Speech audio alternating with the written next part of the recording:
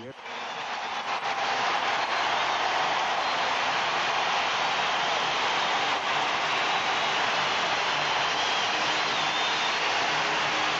Pittsburgh Pirates have taken the field, and this place is rocking as it was last night. And you know their dilemma. They trail 3 games to 1, and the Oakland A's, champions of the American League, are able to sit back and wait until next Tuesday. That's quite an advantage for them, Tim. That sign, we believe. I think the fans and the Pittsburgh team believes they can win 3 in a row. Well, they've got a dandy going for them in Doug Drabek. 22-game winner during the season. He was the loser in Game 2, but he pitched 8 innings and allowed only 2 runs on 5 hits, and he struck out 8, and there is no other pitcher Pittsburgh would rather have ready than Doug Drabek from Victoria, Texas. Well, his defense is ready behind him. Barry Bonds in left field. And you heard his remarks before the game. Andy Van Slyke in center field. And over in right field, R.J. Reynolds. Now, the reason he's in right field is that Bobby Bonilla isn't at third base tonight. Jeff King still injured, lower back problems. Jay Bell at shortstop, big home run in last night's ball game. Jose Lean, the slick fielding second baseman. Gary Reedus at first base doesn't give you the type of defense that Green does, but a good offensive player. Behind the plate, Don Slaught, and on the mound, the Cy Young Award favorite, Doug Drabek. Here's the lineup for Cincinnati tonight. Barry Larkin is going to lead it off and play short. Herm Winningham in center field. Paul O'Neill hitting well in this series in right. Eric Davis with that magnificent play last night playing left field. Al Morris at first. Chris Sabo homered here last night. He's playing third. Joe Oliver is the catcher. Mariano Duncan at second base all the way with Bill Doran out, and Tom Browning will be the pitcher. He was the winner in Game 2, and there's Lou Piniella. And, of course, he'll do everything he can to wrap it up here tonight. There's Jim Leyland trailing 3 games to 1, and his war horses out there, Drabek. And the Pirate fans say, just do it. The leadoff batter is Barry Larkin. 2 for 15, 3 walks. Look at that batting mark for the leadoff hitter. Not very good.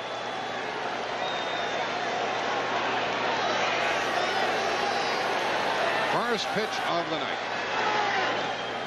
And that's low ball 1. The plate umpire tonight is Jerry Crawford. Jerry Davis at first, Harry Wendelstedt at second, John McSherry at third, Paul Runge in left field, Dutch Renner in right field. Wendelstedt at second is the crew chief. And that pitch is out of the strike zone for ball 2. There's Harry Wendelstedt at second base. We had a nice visit with these umpires with regard to the proceedings out in Oakland and the ejection of Roger Clemens today, and we'll tell you what they had to say. And a strike from Drabek. 2-1 to Larkin. Drabek, a master at retiring the first hitter. He's done it 76% of the time. Larkin walked in that first game last week, and he scored. Drabek lost 2-1. Larkin hits it past third base. That's going to be a double despite the talents of Bonds in left field. Larkin bounces one over the third baseman's head, and the Reds are off and running.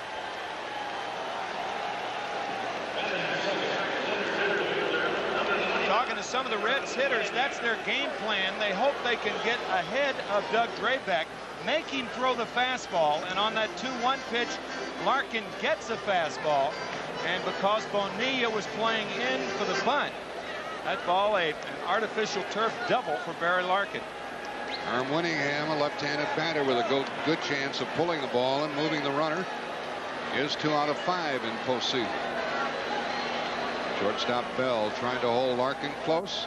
Drabek throws, and it hits the runner, and Larkin will go to third. He'll be there with nobody out. And he was struck by that throw, and he is in a little bit of pain down there at third base. Looked like it struck Barry on the left shoulder. appears to be in pain. You've heard of the daylight play. This is the darkness play. There's no daylight there. Only Barry Larkin. The ball hits him in the left shoulder.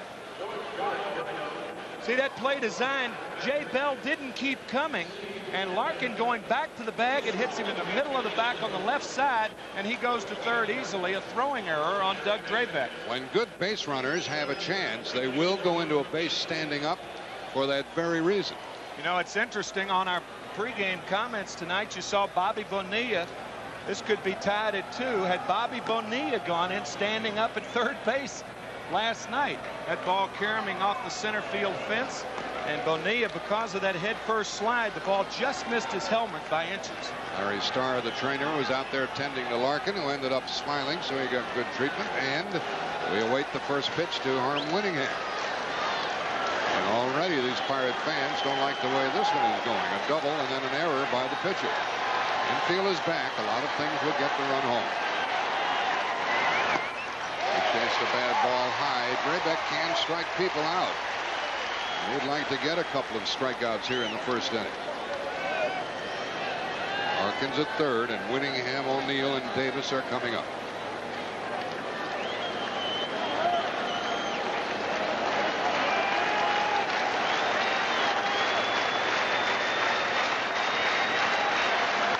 Winningham pops a foul, and it's going to come out of play and out of the reach of the catcher Slot.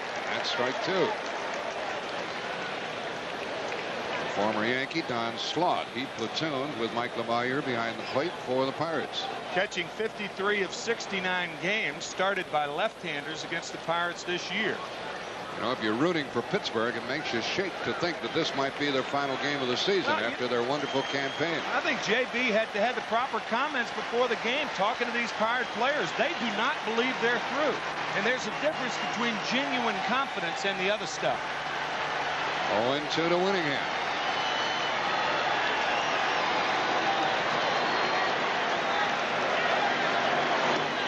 Moved him back off the dish. It's 1 ball, 2 strikes. Runner at third. And nobody out. 3 high fastballs from Drabek, and this one moves Winningham back off the plate.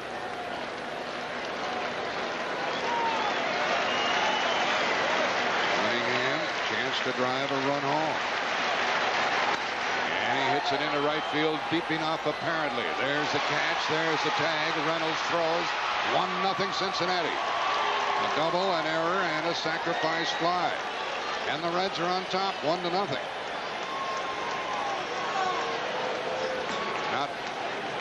Not many, if any, right fielders would have had a chance to get Larkin. And once again, the most impressive thing about Cincinnati in this series has been their consistency in doing the fundamental things right. Nothing flashy. Man on third here, nobody out. The fly ball by Winningham, a pretty tough pitch, and Larkin scores easily, and the Reds take the lead. So Drabek didn't get the strikeout he was looking for, and he pitched to Paul O'Neill. He's had 6 hits in this playoff. And that's ball 1. O'Neill is frequently a platoon outfielder. What a great series he's had. That ball in on him, and he went around to even the count 1-1. I think O'Neill and Hal Morris have really neutralized the right-handed pitchers that have been thrown against the Reds. The Reds a much better hitting team against left-handers, the best in the National League, and O'Neill goes too far. Talking about walk and Drabek. Ball 2 to Paul O'Neill, and he appears to be seeing the ball very well with each at bat. Very comfortable up there. Didn't get that one. 2-2. Doug Drabek, very effective in throwing the breaking ball over when he's behind in the count. And there, a 2-1 curveball, and that was a yacker. That was nasty. Some action on that one. 2-2. 3-2.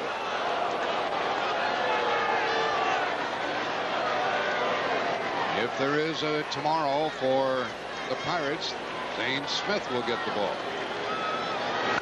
Next game being on Friday. A foul ball by O'Neill keeps him up there 3-2. Tomorrow is an open date, no matter. And that Pirate dugout might be headed for the long winter tonight, but they want to get back to Cincinnati. In order to do so, they have to win. They trail 3 games to 1. A bouncer to second. Lean takes his time. 2 up.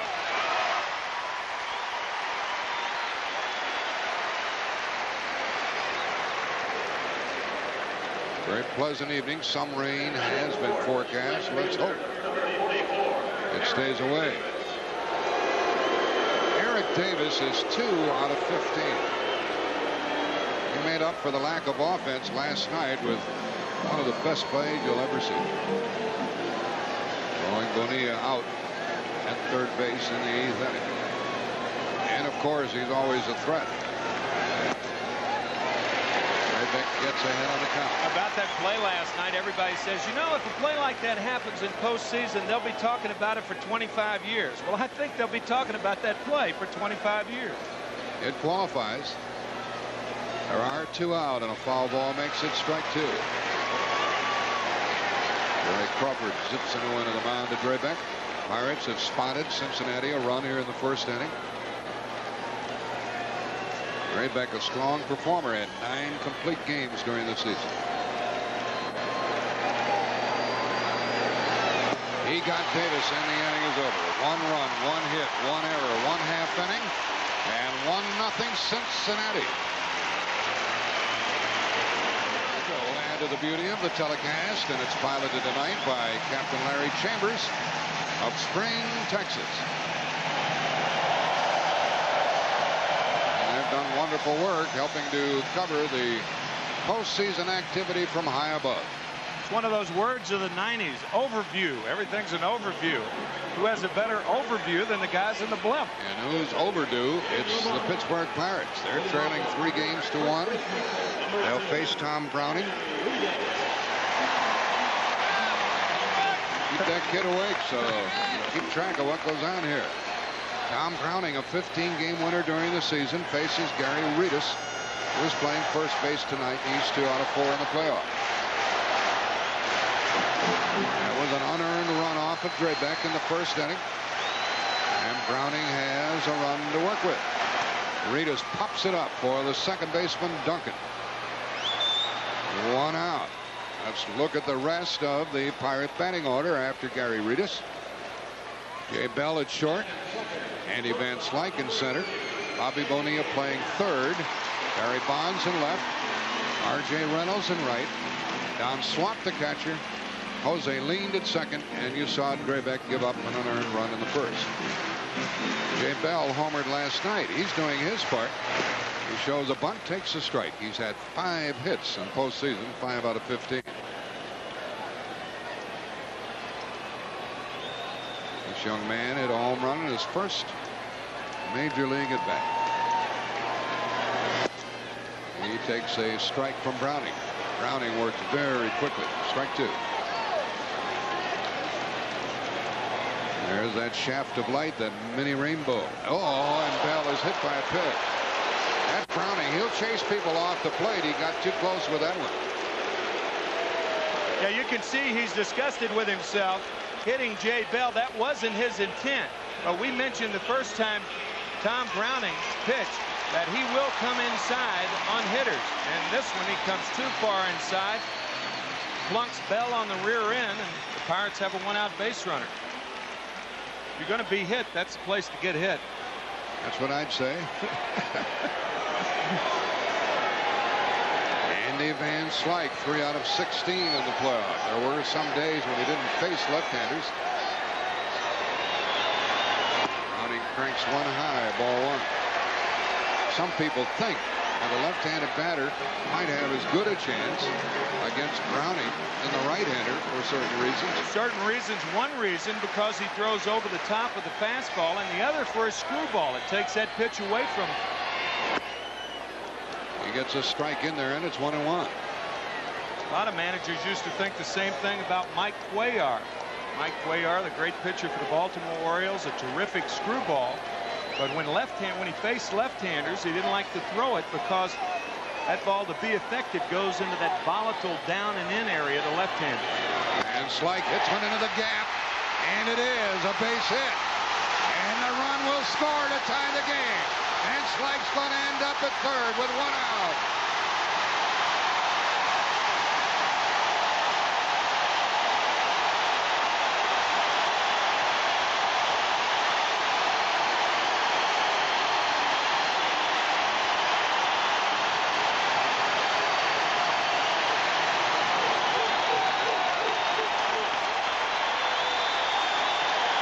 Bench like that one. A hit batsman, and now you could get an idea of what Van Slyke was looking at.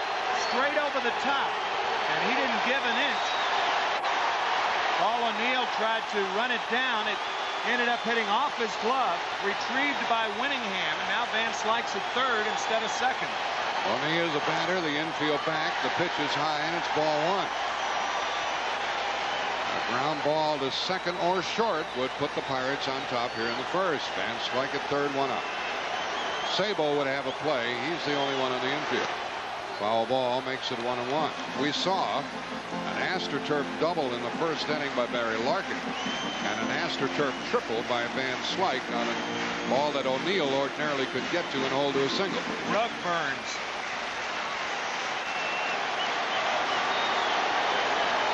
Ball 1 strike to Bonilla. 2-1. Now the infield moved in with a pitch. Very unusual. We saw that in game 1 with the Reds up 3-1. Lou Piniella brought his infield in with a 2-run lead in the second inning against Pittsburgh. Bonilla fouls one, and the count is even 2-2. You know, think about this strategy.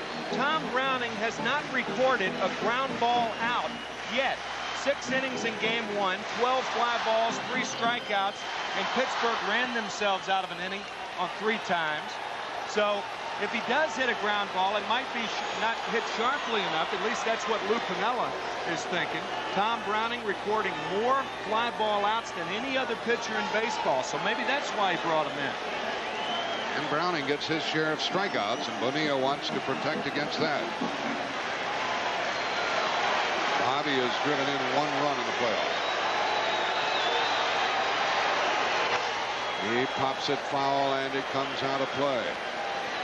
Catcher Joe Oliver looked back longingly, but the count stays 2-2. Well, they had a good start to this pressure game. Another look from the America.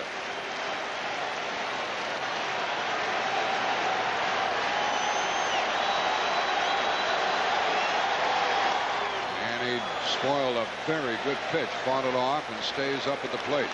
You can just see these batters. There's Barry Bonds waiting on deck. You can see Bonilla, for example, with his practice swings, Tim, almost saying to himself, relax, relax, relax. Be taunt on contact. 3-2.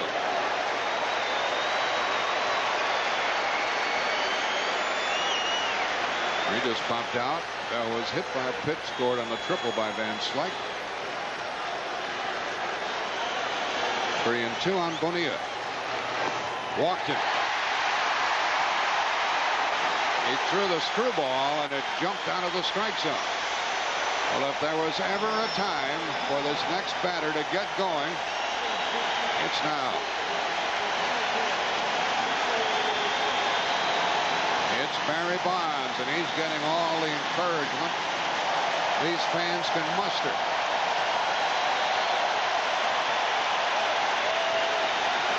Infielders shorten up a step at second and short, looking for the double play ball. Strike on the outside corner for Browning. First and third, 1 out. 1-1, first inning.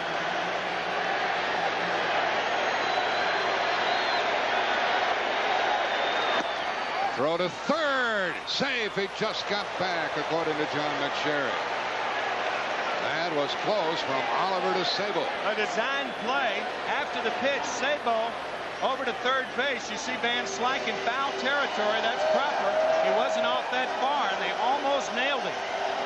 You got to, if you're a catcher, you've got to throw the ball to the inside of the bag, because that's where the runner tries to dive back. Maybe the ball will hit you like it did Larkin in the last inning. Tear him out in the outfield. They thought Van Slyke was Van Winkle. They thought he might be sleeping down there. First and third, one gone. 2 balls and a strike to Barry Bonds. Bonds had an incredible batting mark this year against left-handed pitching. Scott Scudder is throwing in the bullpen. 3-1 to Bonds. Well, that's how intent Piniella is with regard to nailing it down tonight. And Joe Oliver goes to the mound.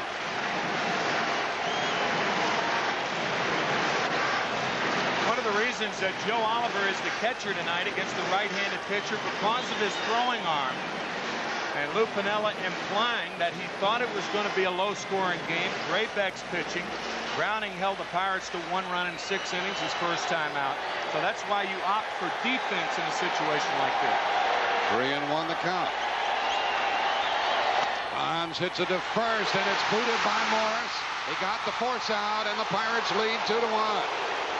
He blew the double play. They got the runner going to second for the second out. And Bonds, a base stealing threat, is on at first. Ball hit the heel of the glove, and Hal Morris had 2 options.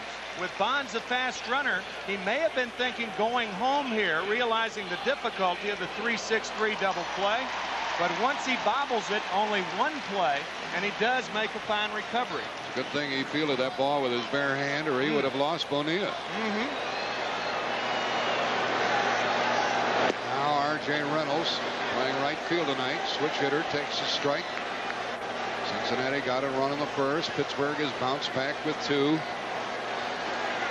And Bonds draws a throw to Morris.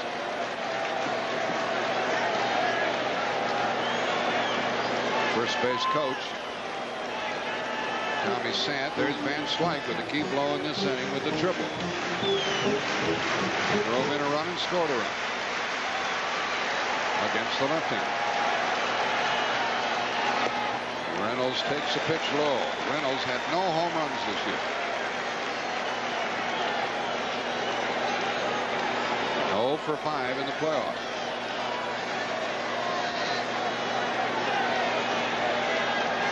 Bonds is going. Oliver throws. Stolen base.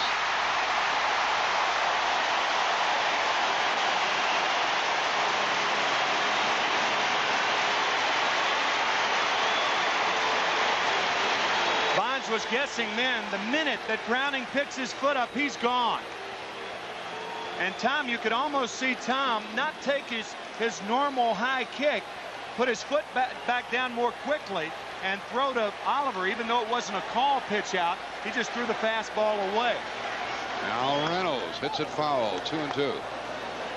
Reynolds not a power hitter. There's a real Pirate. And Lou Piniella on the prowl in the dugout.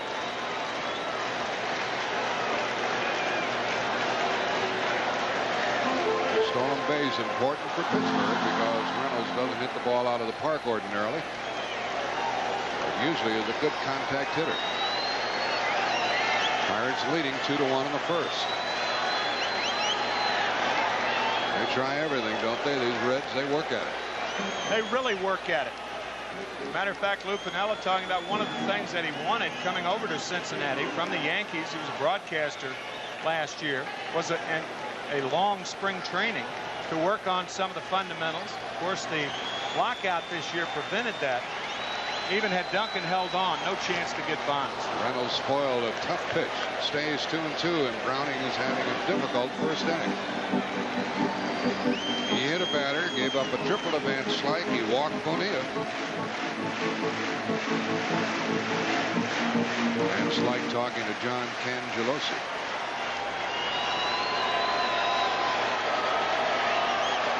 Good lead by Bonds with 2 out. High to Reynolds, 3-2. The reason Reynolds is in the lineup is because Jeff King has a bad back. Bonilla moved in to play third, and Reynolds is the right fielder this evening.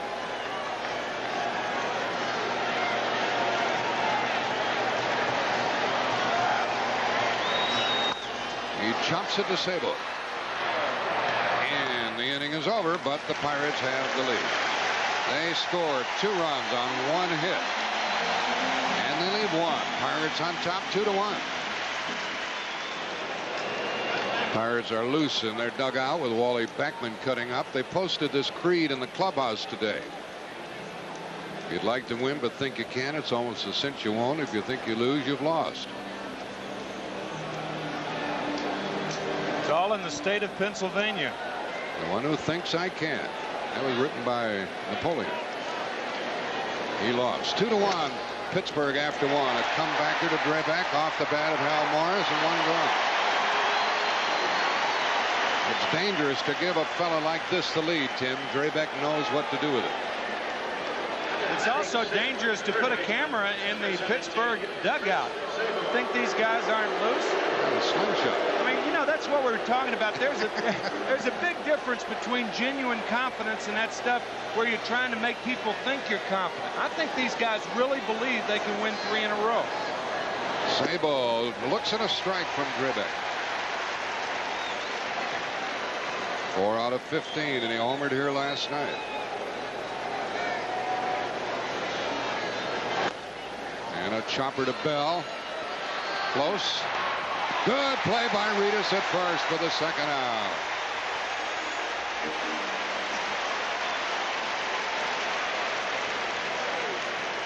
Reedus not known for his defense.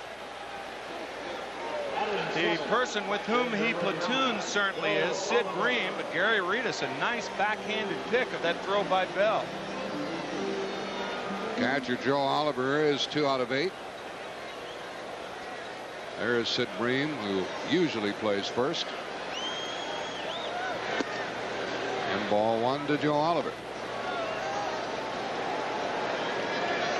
They tell us this fellow is very methodical. A strict routine with everything he does.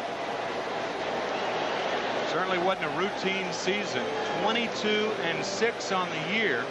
That's the first time a Pittsburgh Pirate pitcher has been over 16 games over 500 since 1909. Howard Camnit did it. C-A-M-N-I-T. I don't remember that name, so it's likely that I would be unfamiliar with it. Howard Camnit. Oliver hits it hard but foul to even the count 1-1. 2-1 Pittsburgh in the second. Oliver platoons behind the plate ordinarily with Jeff Reed. And sometimes Lou Piniella goes by the stats. Foul ball back here, 1-2. That is something. You know, you think about the Pittsburgh Pirates over the years, you don't think about pitching. Vernon Law won the Cy Young Award back in 1960. You think about lumber. You know, the Lumber Company back in 1970. Team that scored a lot of runs in 1960 World Champion Pirates. He held up, and it's 2-2. First base umpire said no, he didn't swing. Looked like the right call from up here. Well, look. Seems like every replay looks like hitters have gone too far. Always does. Oh, man, that's close. Yep.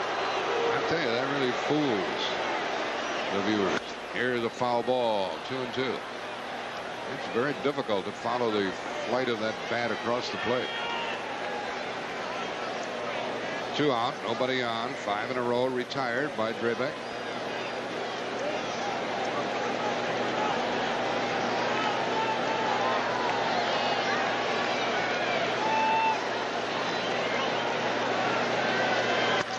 And a chopper to third to Bonilla on the money, and the inning's over. 6 in a row by Drabek. An inning and a half has been played. Pittsburgh leads Cincinnati 2-1. Honus Wagner, original Hall of Famer. He had a .329 career average. Tom Browning jumps ahead on the count as he works to Don Slaught, the Pirate catcher. Browning gave up 2 runs on only 1 hit in the first inning. Have a nice statue of Honus Wagner outside the ballpark here, right next to Roberto Clemente Park, next to the Allegheny River. 0-2 to Slaught. And the count 2-2. There's that statue outside Three Rivers Stadium. Honus Wagner. 3-2. You don't run into many people with that first name anymore. Do you? No, you don't. Never really thought about it. First names were different 70 years ago, I guess. Honest. And it's high. Browning jumped ahead with a 2-strike count, runs it to 3-2 to Slaught. He hit 4 home runs during the season. He's 1 out of 4 in this playoff.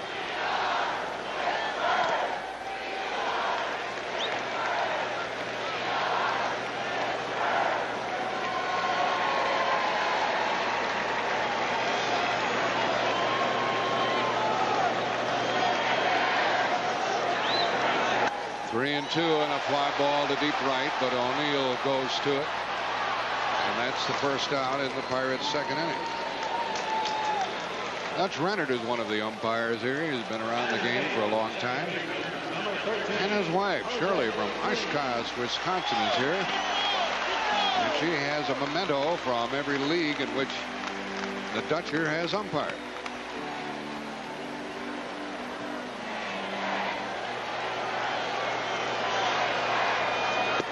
World Series and playoff games and Major League teams. This is Jose Lean, and the first pitch is strike.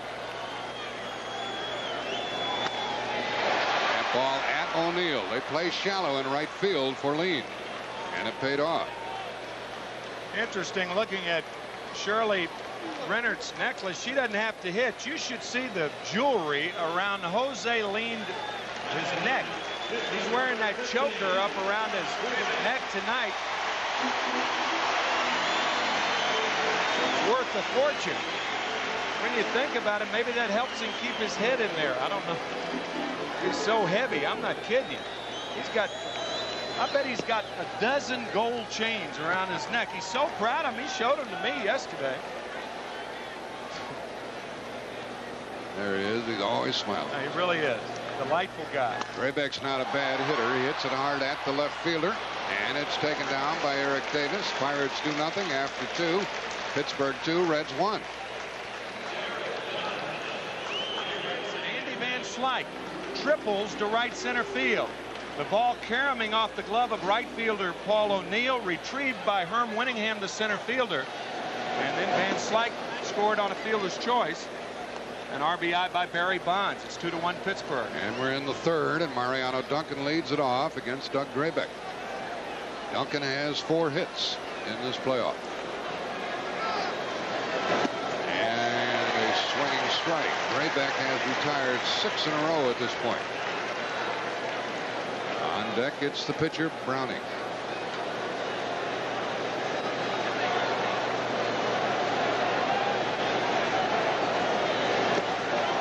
But low to Duncan, 2 balls and a strike. I really feel for Bill Doran, who was forced to miss this series because of the back operation.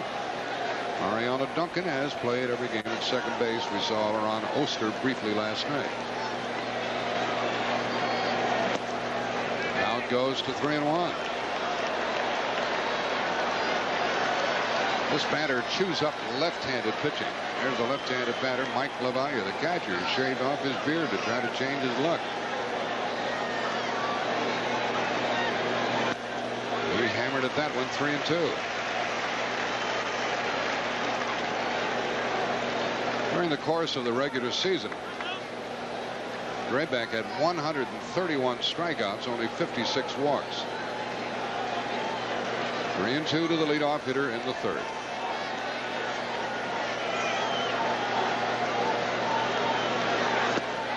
Struck him out. That's 7 in a row, and the second strikeout for Drabek, who came back from the 3-1 count. Duncan missed that 3-1 pitch. He fouled it back, and he misses completely the 3-2 pitch. That ball sinking out of the strike zone and tying up Duncan. Browning had 7 hits this year out of 75 at bats. Not very good at ball one. And some of the fans have a really good look. They'll be able to help the umpire tonight. Sitting in the catbird seat. And a fly ball into right. Reynolds has it for the second out. Hit it pretty good, but it hung up, and Reynolds takes it. That's 8 Reds down in order. And Barry Larkin will take a lot of time coming to the plate to bat against Drabek. Drabek came to the Pittsburgh Pirates from the New York Yankees system. He signed originally with the White Sox. Interestingly, Drabek and Don Slaught came from the Yankees, so when George Steinbrenner made that trade, he included batteries. You're right, batteries included. Not only that, Jose Rijo, who was the winner last night, was also a former Yankee. I guess you could say Jim Leland hopes they keep going and going and going. Barry Larkin doubled past third his first time and scored a run. First pitch of ball. Well, congratulations to the Oakland A's. Absolutely. And the Red Sox scored only 4 runs in 4 games. They lost today 3-1. And Oakland is the champion of the American League. The series starts in the National League City next Tuesday. How about the pitching staff holding Boston to 1 run a game? Larkin with 2 out, takes the strike, and it's 2-1. Tuesday night, 8 o'clock Eastern Time, CBS Sports will start the World Series coverage. Tim McCarver and I will be in the National League City, either Pittsburgh or Cincinnati. You bring you the action starting Tuesday at 8, right here on CBS. Larkin hits it foul out of play. 2-2 with 2 out. Scores in the Boston-Oakland competition: 9-1, 4-1, 4-1, and 3-1 today. Souvenirs here. Pennants.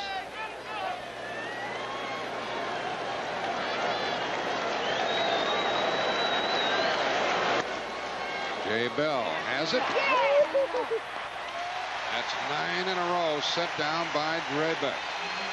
We played 2½, 2-1 Pittsburgh. We'll return to Three River Stadium after this word from your local station. As we take a look at the Pittsburgh Pirates bench, you do not see Jeff King, the normal starting third baseman there. That's because he's in a clubhouse receiving treatment on that bad lower back of his. I just talked with the manager, Jim Leland. He says he did not want to start him tonight and have to take him out of the game. He plans on being in Cincinnati for Game 6, in which case he will start. Let's go back upstairs to Jack and Tim. Well, that's the way it is, JB. These Reds plan on clinching it tonight. These Pirates plan on traveling to Cincinnati tomorrow. Harry Reedus popped out his first time and leads it off in the 3rd for Pittsburgh. Browning jumps ahead. He's retired 5 in a row and gets a strike. This pitcher works just as rapidly as the batter will allow.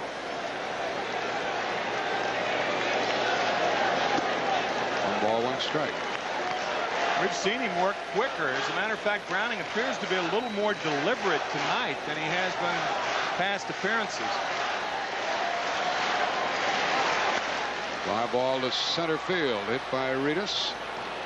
Winningham has it for the first out, and that's 6 in a row.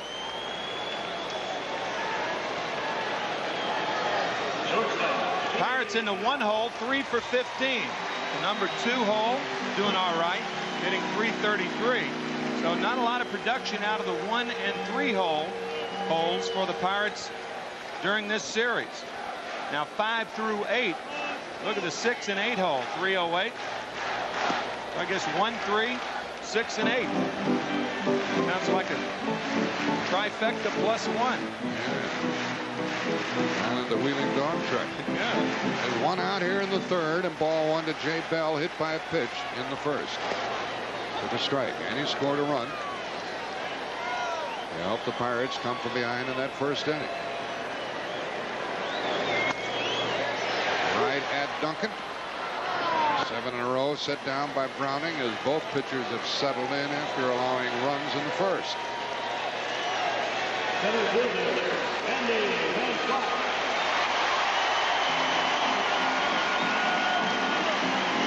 Andy Van Slyke comes up with the bases empty. Look at that, batting only .215 for 6 years prior to 1990. And he pops it foul near the stands, and Sabo has to look. Nothing doing. Oliver over there also. Tom Browning from Casper, Wyoming, but he moved to upstate New York when he was about 13, 14 years old, and he played Legion ball. And guess who his catcher was? Andy Van Slyke. That's right, these two. I asked Andy before the game, I said, are you going to be giving him signs tonight? He said, yeah, and he better not shake me off either. He said, I made him what he was. And Browning gets strike 2 in on Andy. You talk about a guy with a delightful sense of humor, Andy Van Slyke. This is a curveball to Andy, catches the outside corner. Good curve from Browning. And he wastes one away. I talked to Tom Browning about Casper. Is he going to move back there? Not on your life, he said. A little too cold for me. Too chilly. Where the antelope roam. 1-2. And a good piece of hitting to spoil a difficult pitch. Stays 1-2.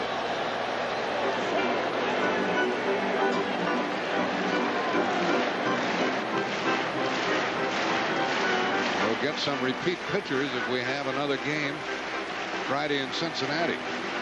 Danny Jackson and Zane Smith, the two left-handers, will go. Just missed outside.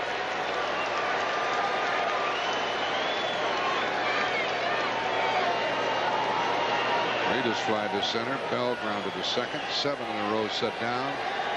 2-2 pitch. That ball is going to drop. That's a base hit. Van Slyke's second of the night. Broke the bat, but got a hit.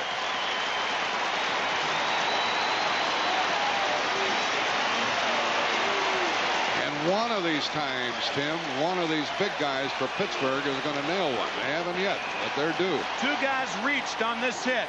Van Slyke reached to hit it, and Herm Winningham reaches to catch it.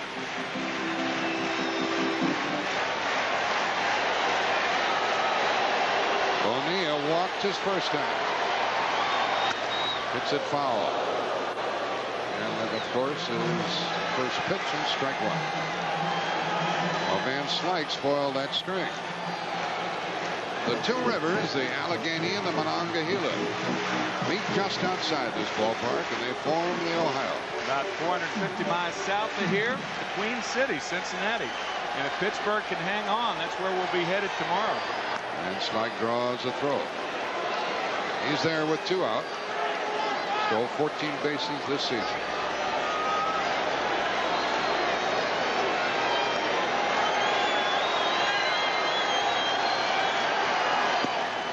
To Bonilla. Bobby is from New York City. Lou Piniella.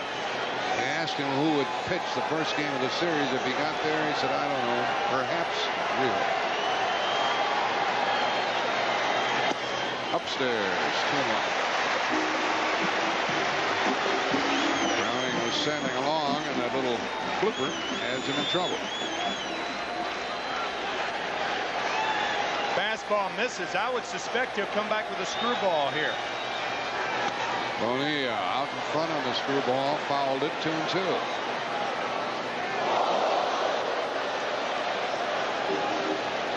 The screwball designed to go away from the right-handed batter when it's thrown by a left-handed pitcher. You could see Bonilla out in front of that.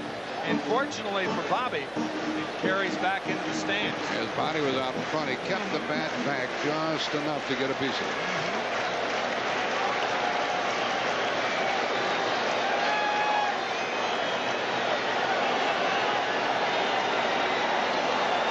Two out, a runner at first, 2-2. Really guard the line with Bobby Bonilla up there. Playing to pull. And he fouls it back here again on another screwball. With the outfield around to the right, Sabo is on the foul line. We talked to Piniella about that specifically tonight. He said that's the one guy we play on the line. Play to pull on the infield and almost straight away in the outfield, even though center fielder Herm Winningham's about 5 feet toward right center. Another 2-2. Fastball popped him up. Browning says somebody catch it. Somebody He'll catch it. Browning caught the ball for the final out. No runs, 1 hit, 1 left. Pirates have left 2 after 3. Pittsburgh on top 2-1. Three River Stadium. Looking down from the Goodyear blimp. That gentleman's name is Art McKinnon. He started to work for the Pirates in 1919. He was the PA announcer for many years, and he does the PA work on Sunday. He threw out the traditional first pitch this evening and received a warm ovation from the fans here. Art McKinnon. Here's Herm Winningham leading off. Frequently he has acted as the leadoff hitter for the Mets and for Montreal. You know, I think that's one of the most overrated things in baseball. A lot of teams say, you know, we don't have a leadoff hitter. When you think about it, a leadoff hitter is guaranteed to lead off once.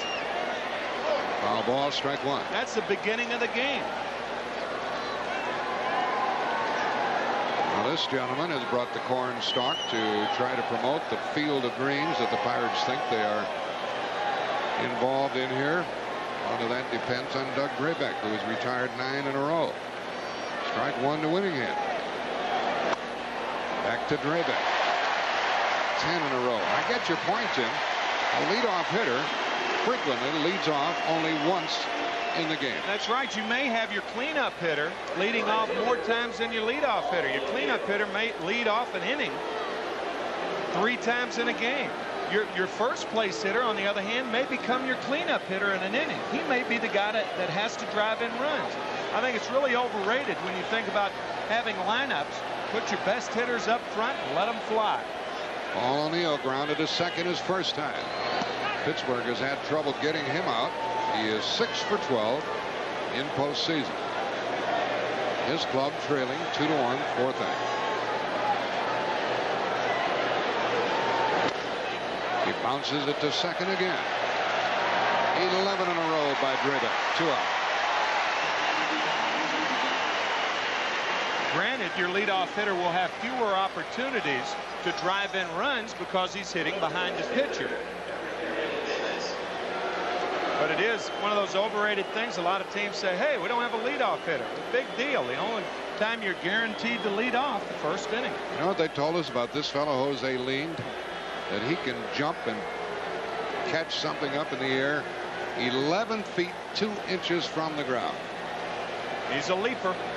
Eric Davis, strike call. They told us they put a $5 bill on a water pipe and said, who can get it? And Lind jumped up there 11-2 and took it easy.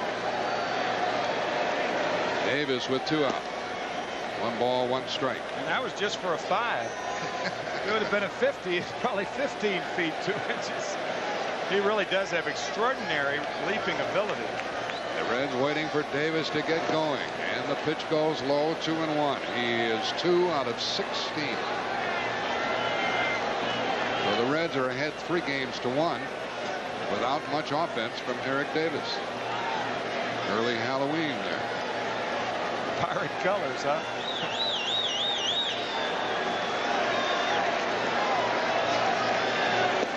Got a climb, 2-2.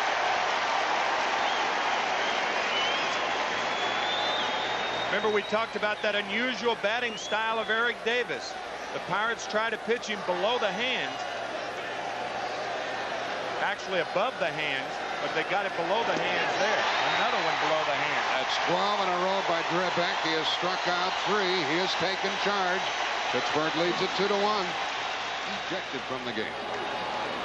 Ejected by Terry Cooney, the home plate umpire. And I guess Terry Cooney was reading lips as he ejected Roger Clemens for this barrage of verbal abuse, according to Cooney. And now we're underway here. We'll catch up on that story and talk about it as we go along. Pittsburgh leading 2-1. And their batter is Bonds. And he fouls it out of play, 2-1. Oakland won that game 3-1 today, and they won the playoff 4 games to 0. Pirate fan listening to the game. Pitch goes outside, 3-1 from Browning. Bonds drove in a run His first in the playoff, his first time up. And Browning walks the leadoff hitter. I think one of the key questions among many in the Clemens-Cooney dispute is that Roger Clemens was 65 feet away. I mean, with 55, 59,000 people behind you, can an umpire hear you that clearly? Lou Piniella out to talk to Tom Browning. If they're face to face and he said those same things, I could see more of a reason. I mean, why didn't he say something to Tony Pena? Or have Joe Morgan come out and say, listen, I heard him. I heard him well. You go out there and tell him. And also tell him if he says one more word, he's gone. In other words, warn the pitcher. But this was right out of the blue, and out went the pitcher Clemens. Now all of the umpires are going to say the same thing. We're either running the game or not. You ought to hear what the players and managers say. Terrible, awful, unthinkable, absurd, disgusting, absurd. No common sense. That was every player and both managers. Leadoff walk to Bonds. Reynolds the batter. And with Drabek pitching, Leland shows the bunt with Reynolds. And you say, well, aren't all players the same? No, they're not. Roger Clemens, clearly the most important player on the Boston Red Sox. He's their franchise. And their only shot was today, winning with him to prolong the playoff. We're not by any means condoning what Clemens did, but in my opinion, more leniency should be given, and a looser string, less volatility, a shorter fuse or a longer fuse in League Championship Series because of their importance. But it happened, and folks will be talking about that for a long time. And we'll never know if it made a difference. Reynolds grounded out his first time. Batting here in the fourth. Light hitting game. 2 for the Pirates. 1 for Cincinnati. The quick step off move by Browning. And he frequently gets some runners with that move. He's quick with it. Bonds stole a base in the first. Stole 52 during the season. Reynolds bunts it foul. He's 0-2.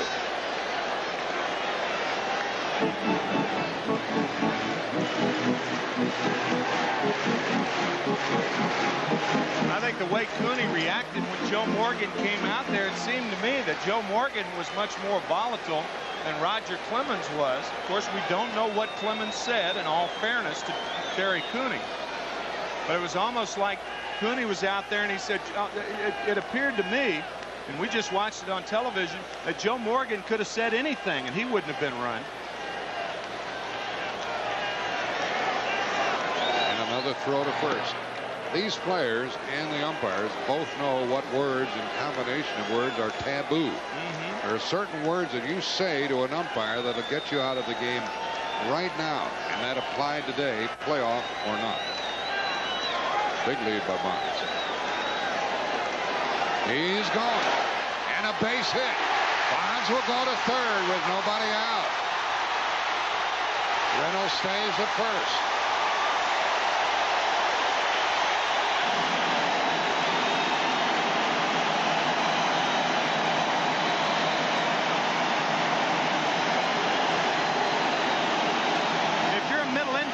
Sometimes you have to guess as to who's covering. A screwball, and Barry Larkin is covering the wrong guy for the Reds. And R.J. Reynolds, or Barry Bonds, I should say, just goes easily to third base. Tim, that was a pretty good sacrifice, wasn't it? Send him all the way to third. Yeah, sometimes the lack of a sacrifice is better than when you get a ball down. Now the Pirates count on Don Slaught to get something done. A walk and a single. First and third, nobody out. Usually on a slower pitch, an off-speed pitch, you'll have the second baseman covering because the hitter is more inclined to pull the ball. I'm a little surprised Larkin was covering on that play. That ball into center field. The runner tags. That's Bonds. The throw should go into second. It is not in time. And the score is 3-1. Slaught with a sacrifice fly. A walk, a single, and a fly ball. Reynolds stayed at first.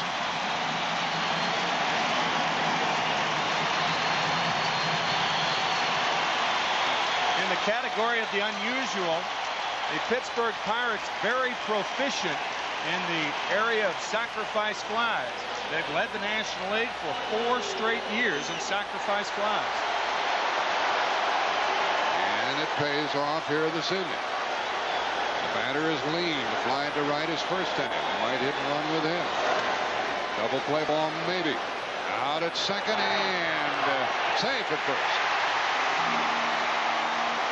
Oh, too slowly hit to get the double play, and that will allow Drabek to bat in this inning. Yeah, usually if it takes 3 hops to get to the shortstop, you're not going to get a guy who runs rather well. This actually took 2 hops, and Lean still beat it. Well, Drabek was at the plate with 2 out. Lean running the bases. And ball 1. 18 hits this year. Second in the league among pitchers. Number 1 guy, Fernando Valenzuela, with 19. Doesn't he love to hit? Oh, man, he can hit. He was used 3 times as a pinch hitter this year. Got a couple of hits for Tommy Lasorda's Dodgers. 1-1 the count, and the screwball got him. Put him in the hole, 1-2. Pittsburgh 2 in the first, 1 here in the fourth. They lead 3-1. Look out, folks. He threw the bat, and one of the cameramen just avoided it. The inning is over on the strikeout. 1 run for Pittsburgh on 1 hit, 1 left. They've left 3. Now they lead it 3-1. We're into the 5th inning. Most of the scoring in the first. Van Slyke's triple tied the game, and then he scored on a fielder's choice by Bonds. And Drabek has not only held Cincinnati to 1 run in 4 innings, he has retired 12 in a row at this point.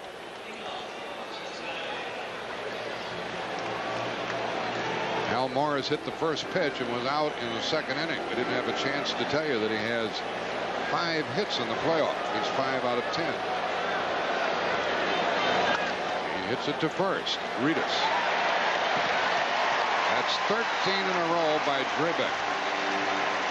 And only one of those 13 was a fly ball. And that gives you an idea of how low Drabek keeps the ball. Tom Browning, on the other hand, has retired most of his guys in the air tonight. Number 41 is Zane Smith. He will pitch Friday if these 2 teams are playing. He's charting the pitches tonight. There's Danny Jackson, and he'll be the opponent for Zane Smith. And a ball that's going to drop into center field by Sabo. His first hit tonight, his 5th in the playoff. That snaps the string of 13 in a row, and he's a good base hitter.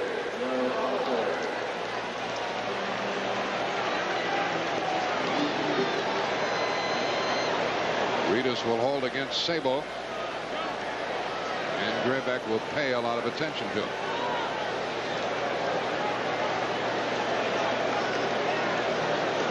There's another object that has to be retrieved by Andy Van Slyke in center field. And Joe Oliver is up. Reds like to run. Yeah, they're 2 runs down. That's the only thing against running in this situation, unless it's a straight steal. No hit and run or anything like that I wouldn't think would be in order here. But certainly a straight steal, a viable alternative. And Oliver steps out. Don Slaughter's had a tough time throwing runners out this year. Drabek, however, a good move to first. He gets the ball home fairly quickly. And that's very, very important. Short lead by Sabo, and he draws the throw. Sabo has stolen 25 and thrown out 10 times. 1 out single. That was the 2nd hit for Cincinnati.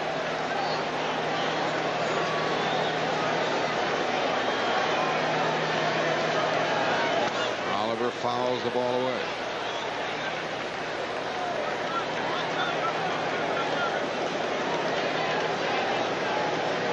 Grounded out. Sabo single. The tying run is at the plate as the Pirates lead Cincinnati 3-1 here in the 5th.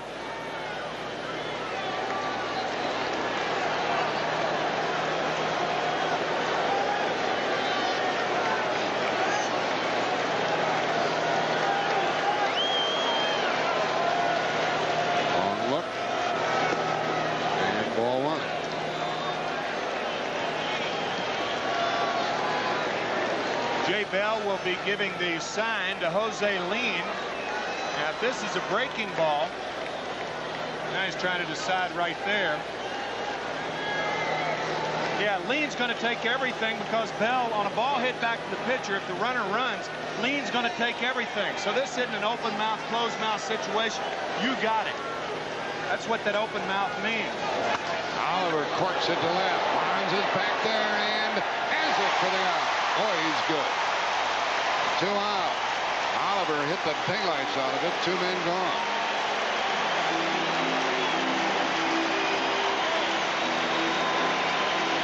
Drabek gets this one up. It looked like a backup slider, and Oliver doesn't get under it enough. But Bonds scampering back and making a fine play. He deserves the Gold Glove and the MVP, and probably will get both. Probably will. Now Drabek will work on Duncan, whom he fanned in the 3rd.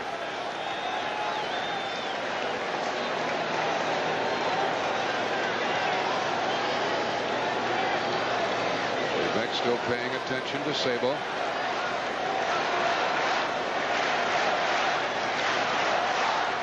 Sabo has an average lead over at first base, both feet on the dirt part.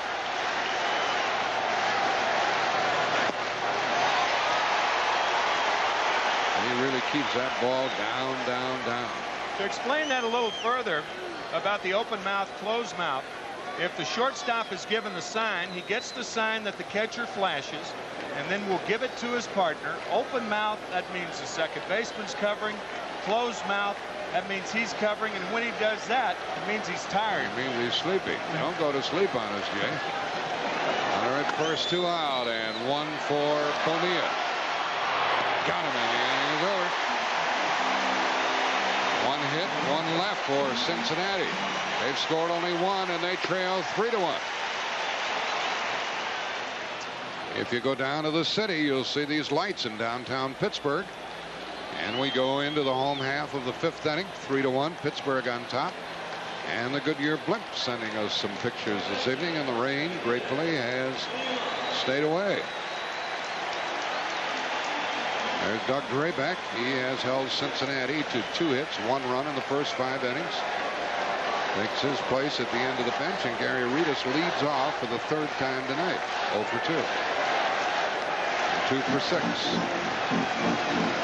He likes to bunt, so they play accordingly. And Tom Browning is the pitcher. Strike 1. His Pirates cannot afford to lose this one, as you know. Neil Heaton cranks it up in the bullpen in case Drabek springs a leak in this one.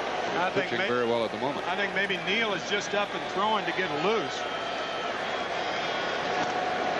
Not a thought. Jim Leyland taking Drabek out of a game.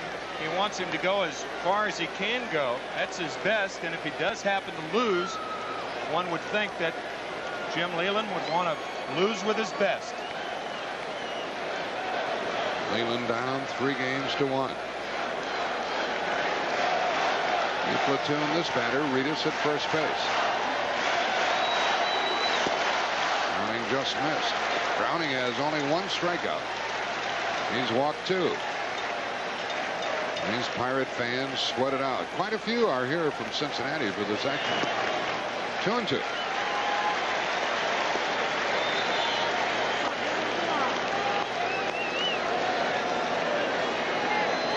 This is the leadoff man in the home half of the 5th. Just nicked that one. 2-2 it stays. Quite a few here from Perrysburg, Ohio, too, the hometown of Jim Leyland. Less than 100 miles from Pittsburgh. Jim's mom's here. Jim Leyland, a very interesting guy. Married by his brother Tom 3 years ago. Brother Tom, a Catholic priest. Strike on the corner to Reedus. And he walks away. 2nd strikeout for Browning, and Reedus is 0 for 3. Good screwball right here on the outside corner. Nothing much you can do with that. If you swing at it, make contact and cue it off. The screwball totally fooling Gary Reedus. Lou Piniella wanted to nail it down tonight. He still has time. Here's Jay Bell, 0 for 1. Ball 1. Bell was hit by a pitch, scored a run in the first.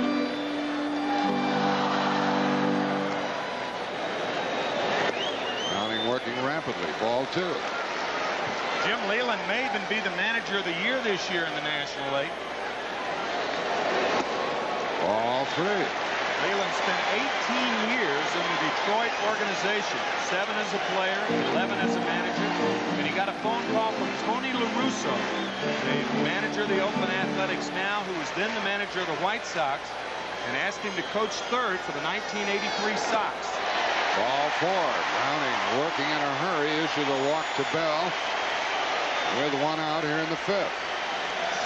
3 walks by Browning. Then he got the call to manage the Pittsburgh Pirates in 1986. And he is some manager.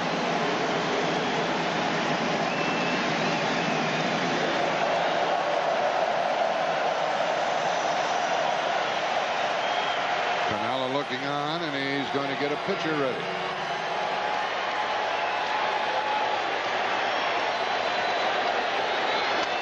Slight hits it to left, and it is caught by Davis. Fine play. Runner trying to get back. Might be 2. Safe at first.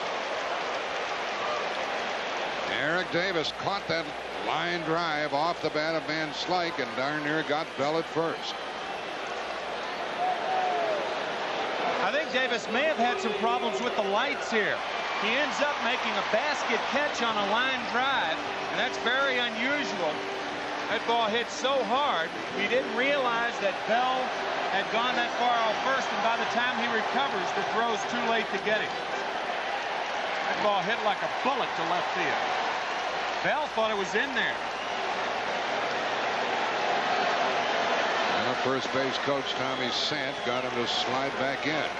That allows Bonilla to bat, and ball 1 to him with 2 out. White hitting game, only 5 hits. 3 for Pittsburgh.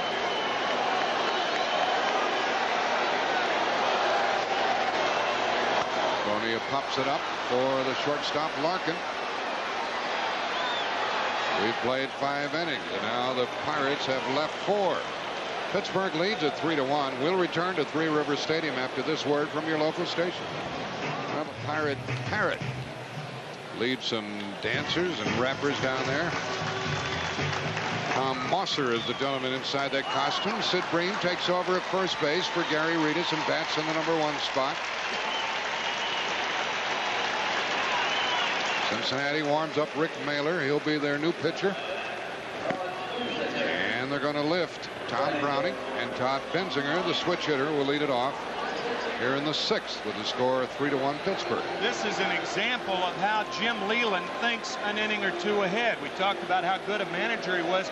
It'd be a lot of managers who would have Gary Reedus still in the ball game, and they'd save Sid Bream to pinch hit. Well, he's got the right-handed pitcher coming in anyway, so he might as well use the glove of Bream as well as his bat, and that's just another example of how Leyland thinks ahead. Doug Drabek has allowed only 2 runners in 5 innings. Foul off the fist. Double by Larkin in the first. He scored a run. 1 out single in the 5th by Sabo. He was left on. And there is Leland. Eugene Lamont, Tommy Sant, a couple of his coaches. Lots of defense in this playoff for both teams.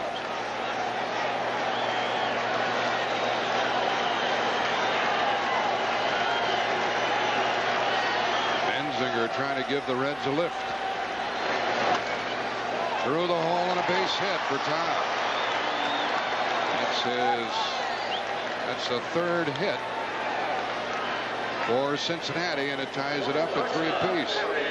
Benzinger is now 3 out of 6.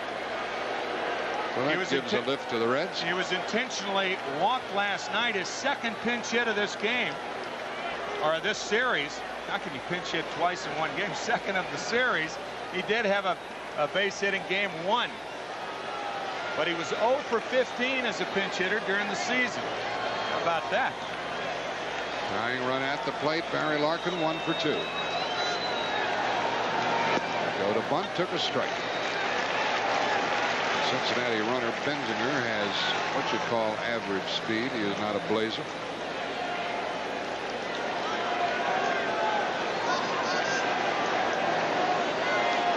Drabek has just given up his third hit.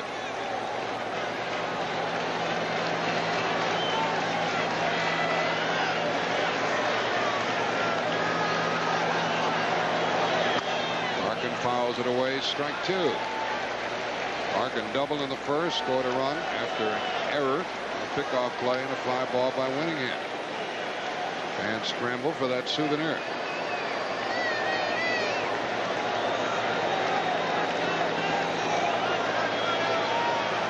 0-2 to Larkin.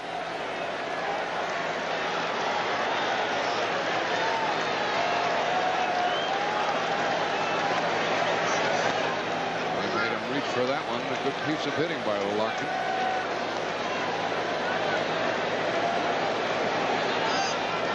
Barry staying alive, and on that pitch, the only thing you can do is cue it.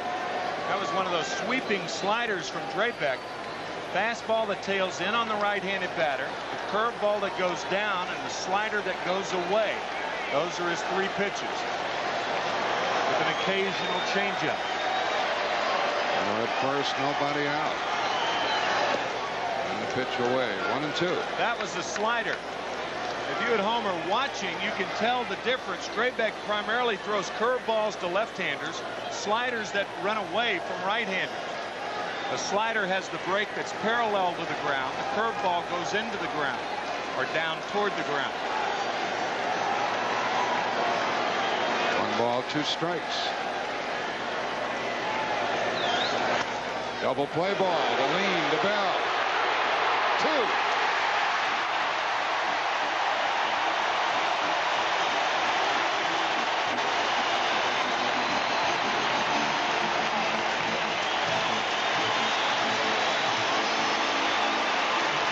Jose Lean started that one. Inside fastball to Larkin. Tries to hit it the other way. He does. He hits it crisply. But a routine double play for Lean and Bell. And Sid Bream, who's now playing first, 2 out. The base is empty. Winningham drove in a run in the first with a fly ball. He was 0 for 1 and 2 for 6 in the series. Ball 1.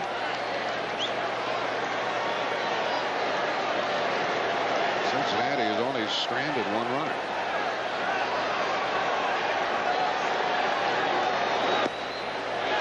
Strike is called 1-1. Stranding runners is not worse than having no runners. A lot of times, a lot of people say, well, they left too many on base. I don't think that's as bad as not having anybody on base.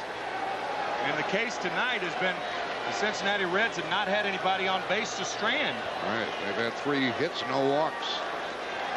Drabek has fanned 3. 2 balls and a strike to Herm Winningham. 2-2. Good play by a fan for a souvenir.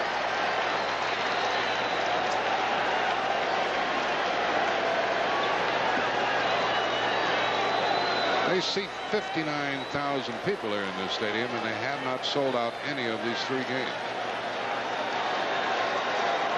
But a nice crowd, and they've enjoyed the action. 2-2. To the screen, and a good swing by Winningham, who snaps his finger. That was my pitch, he says. Tim, what was that total on the last Sunday of the season when he pitched 9 innings and clinched the pennant against the Cardinals? What, 85 pitches? 80 pitches. 80. Yeah. 80. In a complete game. 3-2 to Winningham. He's a speedster. Drabek, who doesn't walk many, leading by 2, has got to make him swing the bat. He walked him. That is the first pass by the Pirate hurler. And it brings up a tough and dangerous hitter. The double play in this inning has already helped Pittsburgh. Here's O'Neill. Twice he's grounded to second.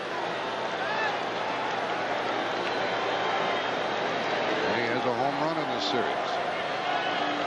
4 runs batted in. Pitching coach Ray Miller with the manager Jim Leyland, and signs being flashed. Looks like Miller is flashing the signs to Don Slaught.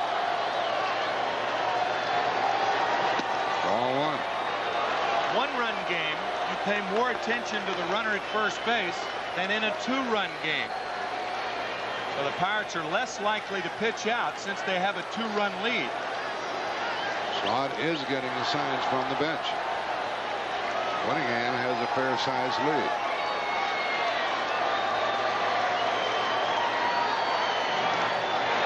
And a save by Breen. I think that was the pitch over there. When he went to his right thigh, Don Slaught went to his right thigh, and Jim Leyland has told us that Ray Miller will give the signs to throw over to first base. Pitch out and the throw over to first base. This is a sinker away to O'Neill. And for the 3rd time, he hits at the lead. Now Cincinnati is stranded 2. Still scored only 1. Bottom of the 6th, 3-1 Pittsburgh. Lean down the bench, and at the plate, Barry Bonds. New pitcher is Rick Mailer. 5 innings pitched by the starter Browning. And the ground ball hard hit to Larkin. And there is 1 out. Well, Barry Bonds 0 for 2 tonight with a walk and a run scored, and he's 3 out of 16. Not doing nearly as well as he expected to do. And Mailer gets his first opponent. Browning pitched 5 innings. 3 runs, 3 hits, struck out 2, walked 3, and hit 1. R.J. Reynolds turns to the other side of the plate and hits it to Larkin. That ball took a nasty hop, but Larkin stayed with it, and they're 2 out. That ball changed directions. Larkin, being as great as he is, made the play handily. There's Paul O'Neill out there in right field. He's been one of the stars for the Reds, who have built up a 3-game-to-1 edge in this playoff series. He's 0 for 3 tonight, however. Here's Don Slaught, 0 for 1 with a sacrifice fly. He drove in the 3rd Pirate run in the 4th. Mailer gets a strike, and he's on his way to an easy 6th inning. Mailer made the move from starter to the bullpen and helped lift Cincinnati when they were struggling in the month of August.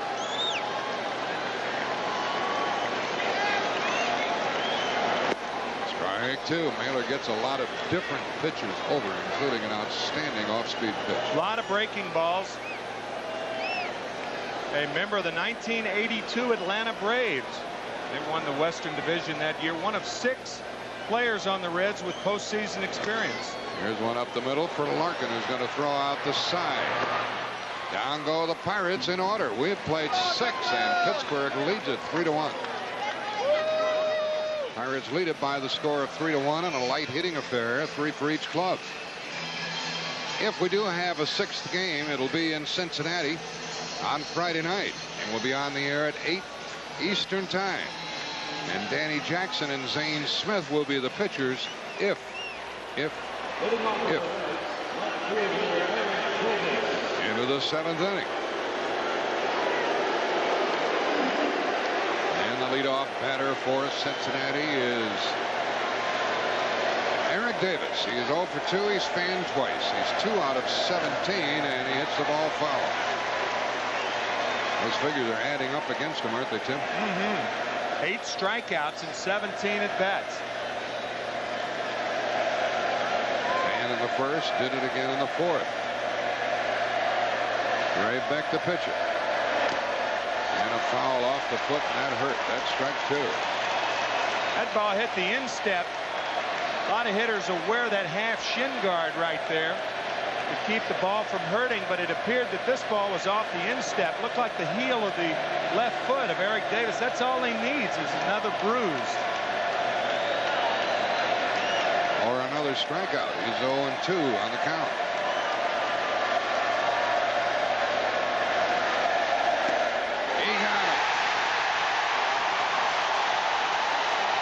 Fourth strikeout for Drabek.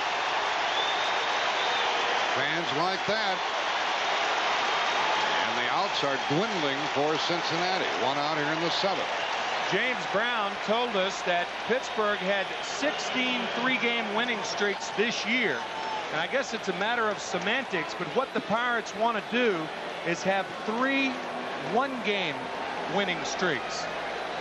They've got to play these one at a time. Yes, sir. To stay alive. Hal Morris bounces it to Bream and to the pitcher for the out. Drabek, who took the throw, really hustled over there, and that's typical of him because he's a very good athlete and a former football player, Tim. I think that's changing. It used to be that pitchers were such specialists that they weren't that good of athletes.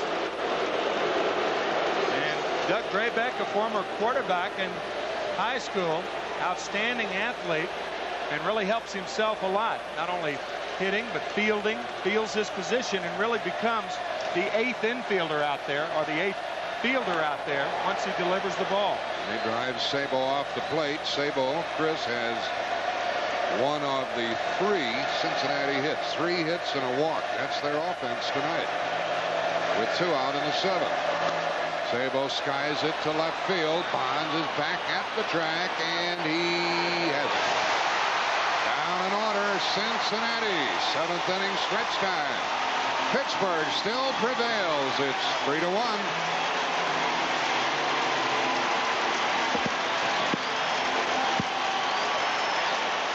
Sports coverage of Game 5 of the 1990 National League Championship Series is brought to you by Toyota's quality line of cars and trucks. Toyota, I love what you do for me. Visa, accepted at nearly 7 million places worldwide. Visa, it's everywhere you want to be. And by Extra Strength Rolaids with 1,000 milligrams of fast relief. The brightly lit building in downtown Pittsburgh in the Golden Triangle is Fifth Avenue Place. These Pirate fans don't want their season to end tonight. There's Doug Drabek. He'll bat in this inning. The bottom of the 7th with the Pirates on top, 3-1. Jose Lind, the number 8 hitter, 0 for 2, leads it off. There's the line score.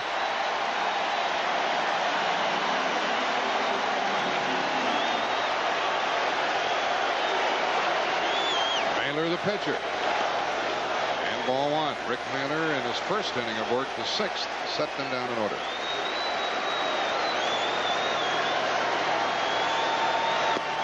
On the corner. Down Browning started. Mailer took over in the last inning. And a foul makes it 1-2. With leaned up there, Tim, they really play O'Neill in tight. Lou Piniella said that with Lean, the batter, especially against a right-hander, he's more apt to hit it to right field, and O'Neill very shallow. And a breaking ball is popped up, and a play for Sabo on a fair ball. 1 man out. And who's coming up? The man of the moment here in Pittsburgh, Doug Drabek. And listen to this crowd.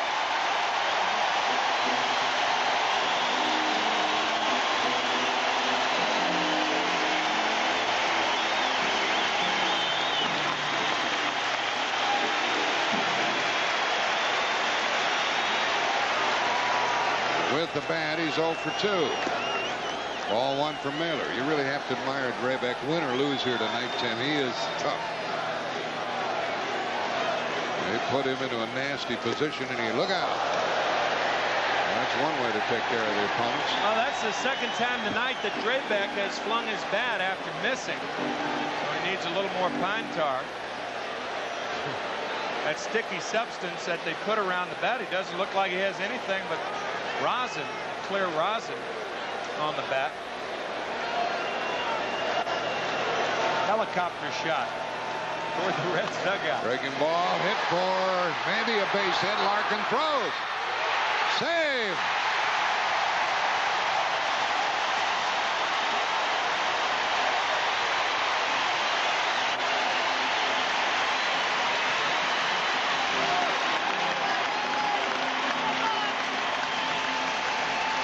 We talked about his athleticism. Not only a good hitter, But he runs well also. Fine play by Larkin. Barry did all he could, but not enough to get Drabek. And this is a situation right here that we were talking about 2 innings ago. Green, in the meantime, has had 2 innings of defense, and now it's a matchup, Bream against Mailer. That's what Jim Leyland wanted. Ball 1 to Bream, batting for the first time tonight. Rita started at first base and batted in the leadoff spot and was 0 for 3, and then Leyland, getting the lead, went to defense. And he's done well against this pitcher. I think 8 out of 19. Down at first, Hal Morris plays behind Rita. And a base hit for Bream. Drabek goes for third. He is safe, down to second. Safe.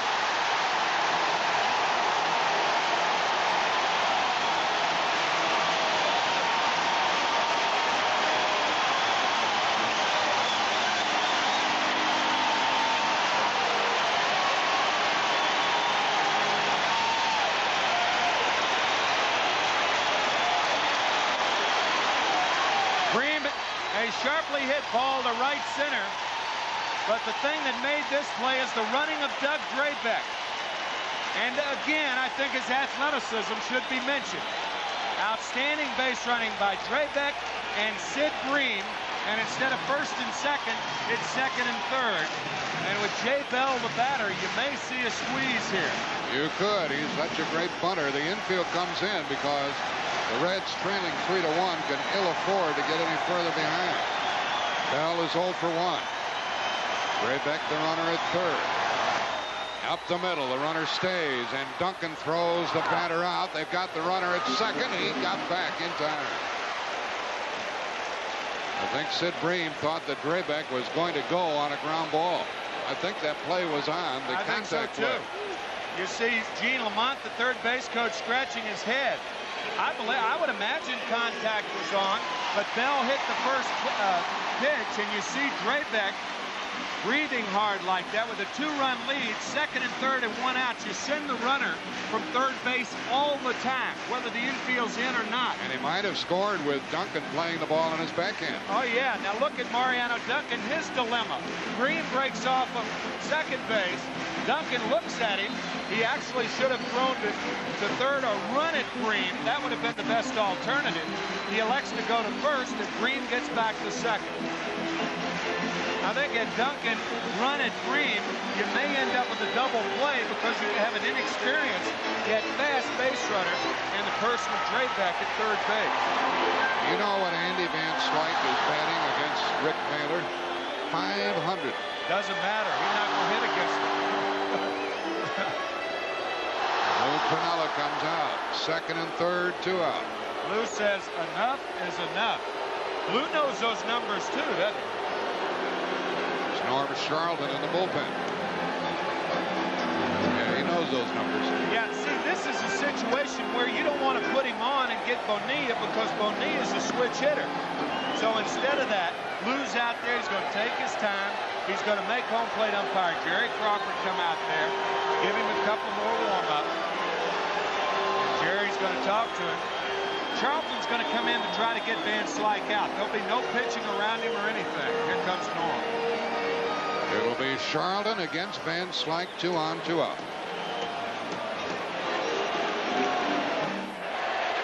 This is the third appearance for Norm Charlton. Second and third, 2 out, and Andy Van Slyke up.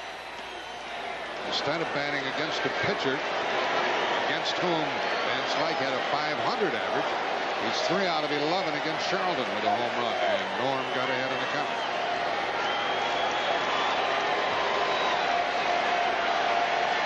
Second and third, 2 gone. Pirates leading 3-1. Home half of the 7th. On the corner, strike 2. Beautiful pitch. Runner at third is Drabek. And on at second base is Bream, who was thrown out at the plate here last night.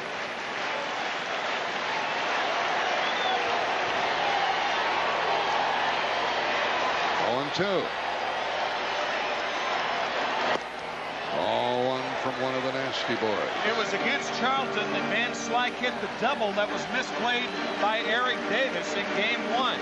That gave the Pirates a 4-3 win. So Van Slyke 3 for 11 for his career and 1 for 1 in the playoffs against Charlton. It'll be double difficult for the Reds if Van Slyke drives a run or two home here. And a foul keeps him up there 1-2.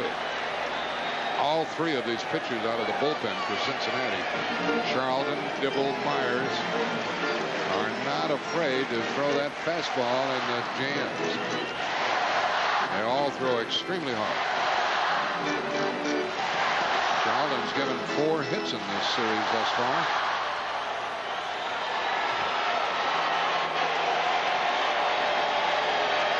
One and 2. Nasty pitch, and he struck him out, and the inning is over. 2 left for the Pirates. They've left 6 after 7. Pittsburgh on top, 3-1. Suddenly we're into the 8th inning of this game. There's the line score and the view from the Goodyear blimp. If we're going to play game 6 in Cincinnati on Friday night, don't forget starting time is 8 o'clock Eastern time with Pat O'Brien. And the series will continue between the Reds and the Pirates. Will be at Riverfront Stadium. These Pirate fans still believe. And this evening they believe primarily because of their pitcher. Doug Drabek took an awful lot of time to get back out to the mound after running the bases. He was huffing and puffing. And we're going to have a pinch hitter for Joe Oliver. And it's Ron Oster, who batted .299 during the season and is 0 for 1 in this series. Switch hitter. And leading off in the 8th. Getting late for the Reds. And Drabek bent one in there. Drabek has struck out 4, walked 1, and scattered 3 hits.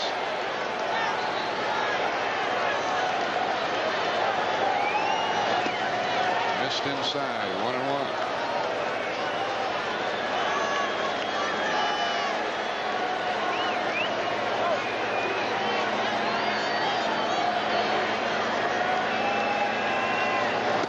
Oster didn't get it. He's in the hole, 1-2.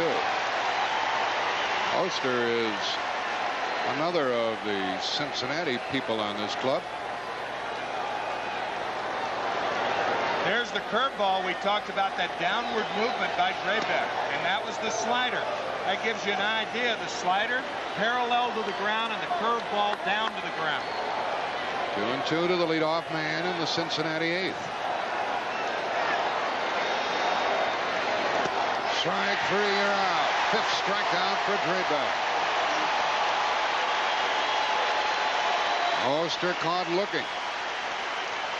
If anybody was ever set up for the fastball, it was Ron Oster. Curveball, slider, fastball looking. Drabek still trying to catch his breath out there. He's tough to guess with, I'll tell you that. Too many ways to get you out. That's why he's such a tough pitcher. He's retired Duncan twice. A strikeout and a ground ball to 3rd. He shows the bunt, takes the ball. Remember, it's Bonilla playing 3rd. There's Charlton. He is due next.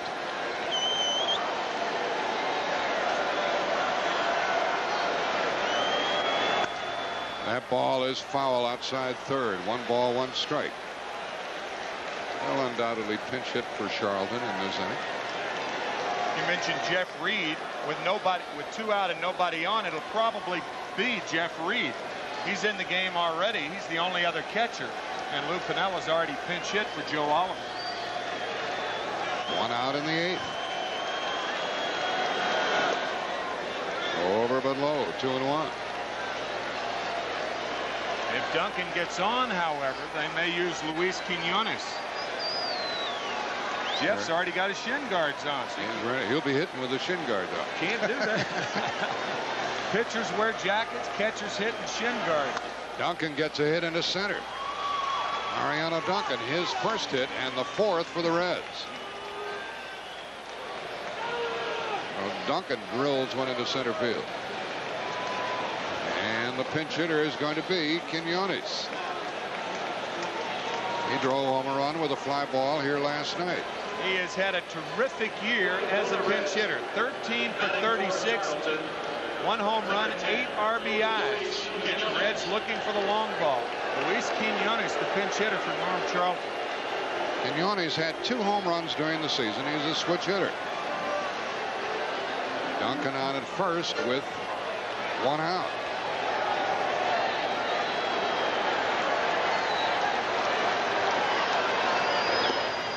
Ball went inside. Nothing doing in the bullpen, so Jim Leyland still likes the way this pitcher Drabek is working.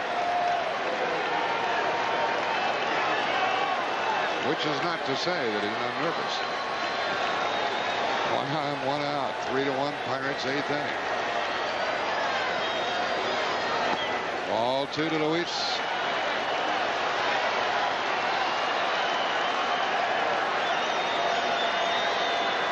Bobby Bonilla goes over, and out comes Ray Miller, the pitching coach. Now they go to work in the Pirate bullpen. Let's look back a little bit on this game for those of you who haven't been with us throughout. A lot of action in the first inning. Barry Larkin scored a run. Drabek has not allowed a runner past first since the first batter of the game when Larkin doubled. And Bonds scored the 3rd run for Pittsburgh. Andy Van Slyke with a big hit in this game. Ray Miller, the pitching coach for the Pirates, was the pitching coach for the Baltimore Orioles back in 1979.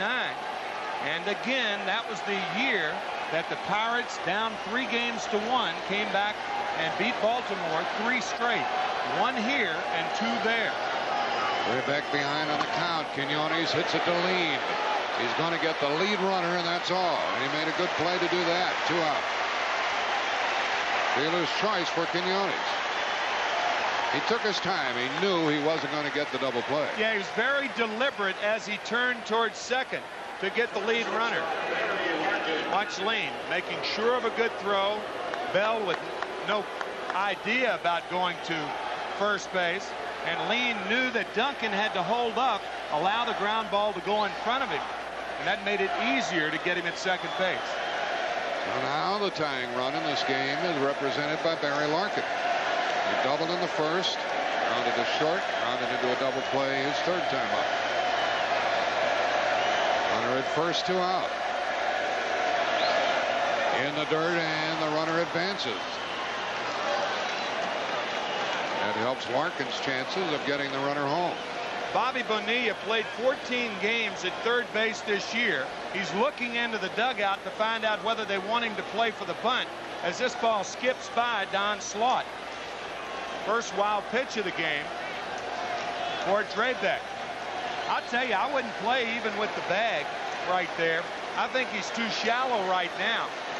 Maybe kind of halfway guard the line, not right on the line. But I don't think Barry Larkin's going to bunt when he represents a tying run with a runner at second base. No, he's got to be swinging with 2 out here in the 8th. Quiñones the runner at second. Ball 1 the count. And ball 2. Drabek might be getting a little weary. He fell behind Quiñones, came back and got him.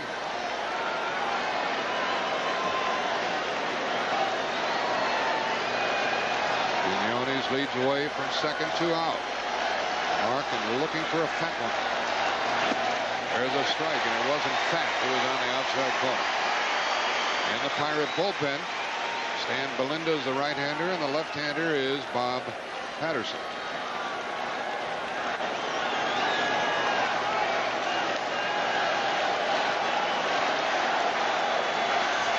2 balls and a strike. 3-1. 3-1. Drabek has walked 1, fanned 5. And he has to be careful with this pitch. Larkin hit 7 home runs during the season.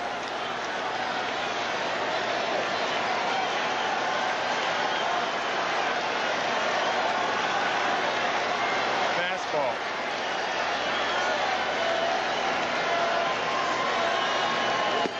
And a strike it is. Put it in a perfect spot. 3-2. Well, I'll tell you how you know that that's a fastball. When a pitcher shakes his head yes, then shakes his head no, and then shakes his head yes, it's a fastball. Pitcher shouldn't do that. He wants the fastball away because what he was shaking for was location. That's where he put it, right on the corner. This crowd wants this inning to end right here. And a fly ball for Bonds. And it's over his head, drives in a run, makes it 3-2. Tying run at second, Larkin as he shot it over the head of Barry Bonds. That ball zoomed out there to the fence. It's a 3-2 game. Single by Duncan, fielder's choice, double by Larkin.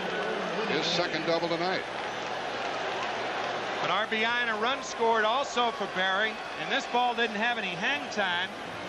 Hits the base of the wall, and all Barry Bonds can do is take it on the carom, and another double for Larkin. I guess Jim Leland's decision right here: do you want your best pitcher facing Herm Winningham, or do you want Bob Patterson facing Billy Hatcher? Winningham could tie the game. He's driven in a run with a fly ball. He's walked. He's 0 for 1. Runner at second, the tying run, 2 out. On the corner. Right call. How much more does Drabek have left? That's what this gentleman wants to know.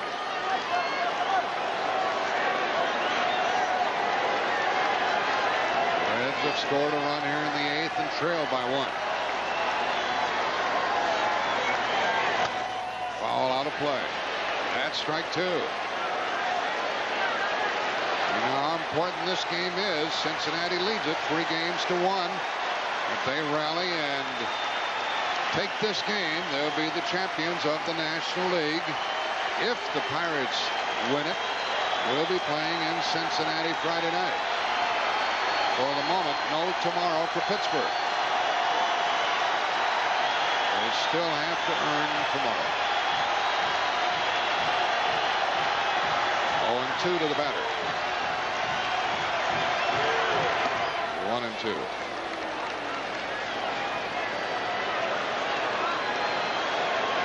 Runners in scoring position. Winningham has been delivering for Cincinnati. 8 out of his last 15 in those spots. 2-out double by Larkin has made this a 1-run game.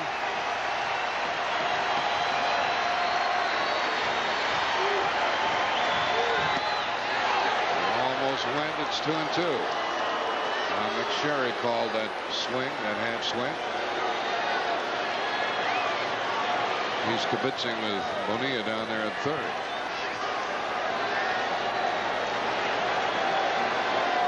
Long, hard game for Drabek.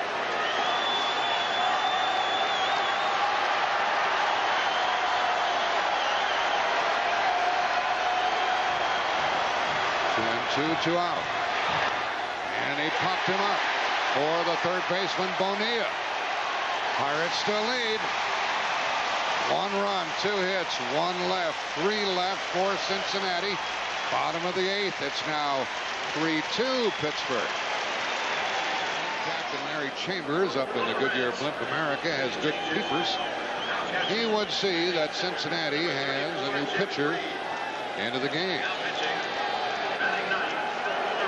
Captain Chambers is from Spring, Texas. And this new pitcher for Cincinnati, Scott Scudder, is from Paris, Texas. There he is. I'll tell you, Jeff Reed's in the game, too. And should the Cincinnati Reds get past their third hitter in the top of the 9th, Reed's going to be the hitter. Instead of using a pinch hitter for him, you should put Reed in the 9-hole and Scudder in the 7-hole, but he didn't do that. You've got Reed would hit 6th then. Scudder's hitting 9th. Reed's the only other catcher that Lou Piniella has. So you got a left-hander in the bullpen. What are you going to do if they bring a left-hander in? O'Neill leads it off and hits it to second baseman Duncan. And 1 out. Charlton pitched to one batter and struck him out. And they lifted him for the pinch hitter. I will explain that further. As you look at Doug Drabek, and all might be moot if he retires the Reds in order. Reed and Scudder came in the game the same time. The Reds have only one catcher left. If you put Reed batting 9th, he's the 6th hitter. And if you put Scudder batting 4th, he'd be the 4th hitter. And you could pinch hit for him. Otherwise, you can't do anything if they bring in the left-hander to pitch to Reed. Well, we'll see what transpires as Barry Bonds bats with 1 out in the bottom of the 8th. And he'll be retired again. Eric Davis is out there waiting for it. And there are 2 out. And Bonds is 0 for 3 and 3 out of 17. So Scudder, in his first playoff appearance, has taken care of the first 2. And he'll deal with R.J. Reynolds. The score 3-2 Pittsburgh here in the bottom of the 8th inning. And you can bet that not a soul has left this part.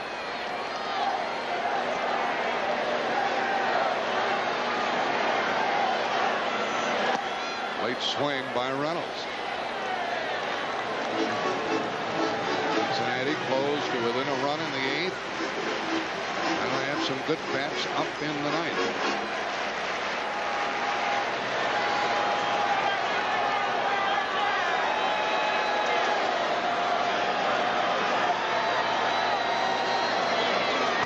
Reynolds hits a foul, strike 2.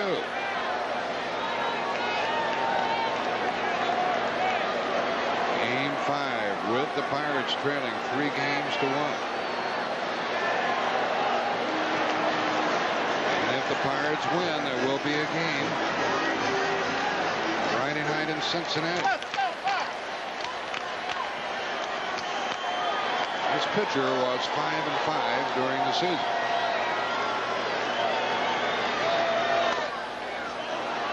Takes a good play by Duncan. Save.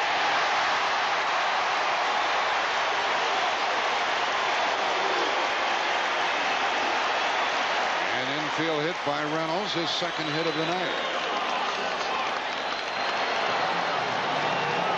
Well, Reynolds can run. Duncan did all he could. A left-hander with a bigger advantage than a right-hander. He's a couple of steps closer to first base, and for that reason they didn't get R.J. Reynolds. I tell you, when you smell a hit, you can turn a guy with 12-second speed and 100 to about 9.5. The juices start to flow. Yeah, man. At the plate is Don Slaught. He drove in a run with a fly ball, the run which marks the difference in this game. That was scored in the 4th. Pirates haven't scored since the 4th. And he went around, and that's strike 1 on a pitch way in on him.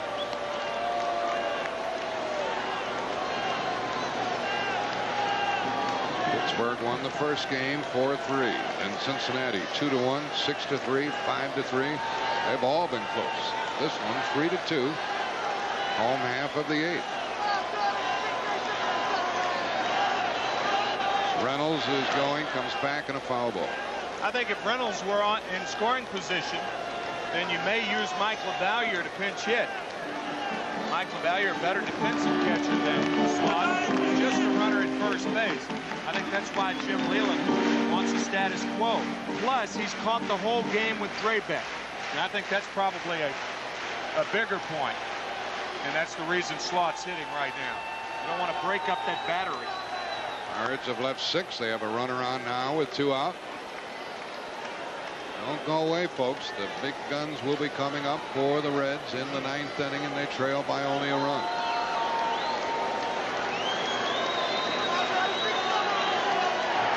Again, congratulations to the Oakland A's on their victory over the Red Sox. A valiant effort by the Red Sox, who won 88 games during the season, but lost in 4 straight to that tough Oakland team. Juggernaut. 0-2. They pitch out, nothing going. Reed called for the pitch out. Moore is holding against Reynolds. Lou Piniella calling the shots.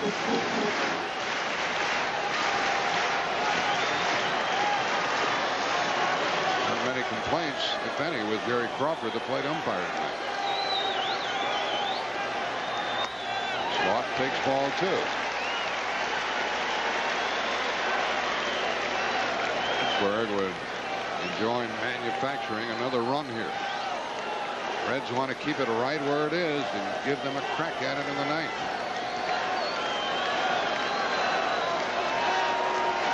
Two and 2 to Slaught. Good running count. Reynolds draws a throw.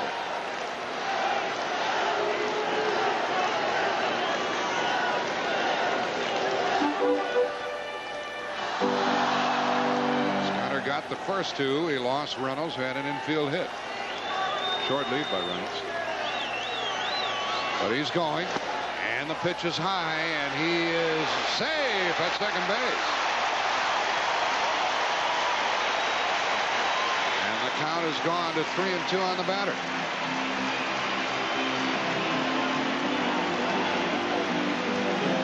Reynolds with a good jump, a nice pitch to throw for Jeff Reed. Just a little late, and Reynolds with that acceleration beats the throw just barely. If they lose Slaught, Lind is on deck. 3 and 2 with 2 out.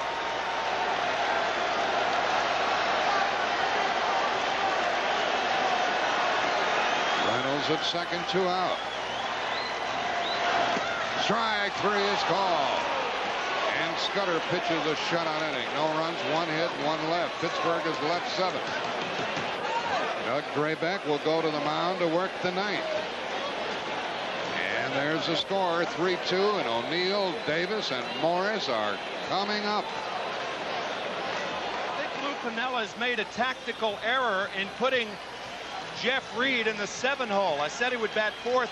If he gets that far, he would bat 5th in this inning. In my opinion, what should have been the case, Scudder should have moved into the 7 hole, Reed 9th, and then Lou Piniella protects himself from having to use another hitter and run out of catchers.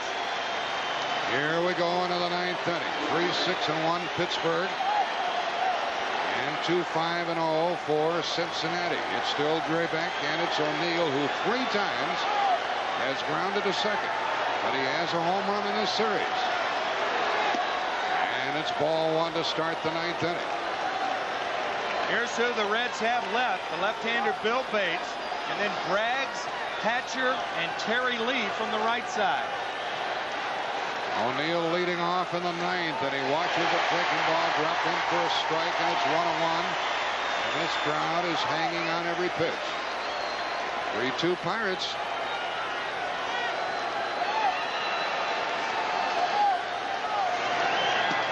Outside, 2 balls and a strike. See, if Jeff Reed is batting 9th, that will have meant that the Reds have already scored at least 1 run this inning. So therefore, you don't have to worry about it. It's at least a tie game. 5th, you've got all sorts of problems. And a hit by O'Neill to start the 9th inning. And he might run into it right now. All O'Neill with his 7th hit of this series. He has been tough. In game 2, he made that magnificent throw to get Van Slyke at third base. Then last night, the Cincinnati victory, he pumped one out of the ballpark. It's the Paul O'Neill show. And he singles to lead off the 9th inning, his first hit. And the 6th hit for Cincinnati, and the batter is Eric Davis. What a time for him to be up there. Strike 1 from Drabek. Davis tonight has struck out 3 times. And he is 2 out of 18, but still as big a threat as we have in either line.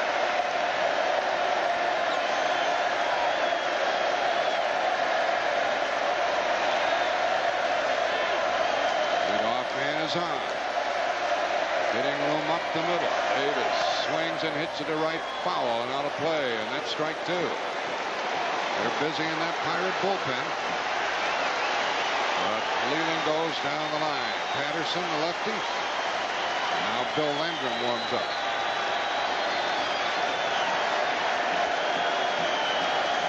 Oh, 2 to Davis.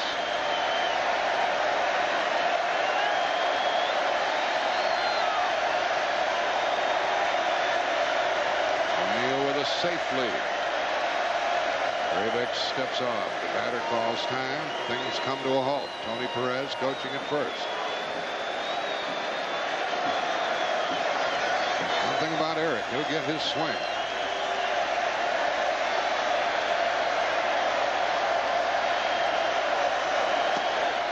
And it missed low for ball 1. Is she nervous?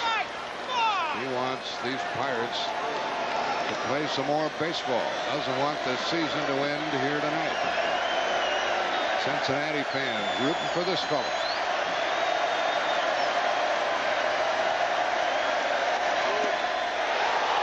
And it's 2-2, and it looked like Crawford, the plate umpire, had the urge but didn't toss up that right hand. I know exactly what you're talking about. Watch Jerry Crawford. Usually when an umpire rings up a hitter, they come up, ring him out, slot one of the pitch just outside, says Jerry Crawford. And 2-2 to Davis. Runner at first not going, and a foul ball. Jim Leland, with all of his hopes riding on Drabek at the moment, is trailing 3-1 and leading in this one 3-2. Drabek has struck out 5, walked 1. 2-2 to Davis. Leadoff single by O'Neill.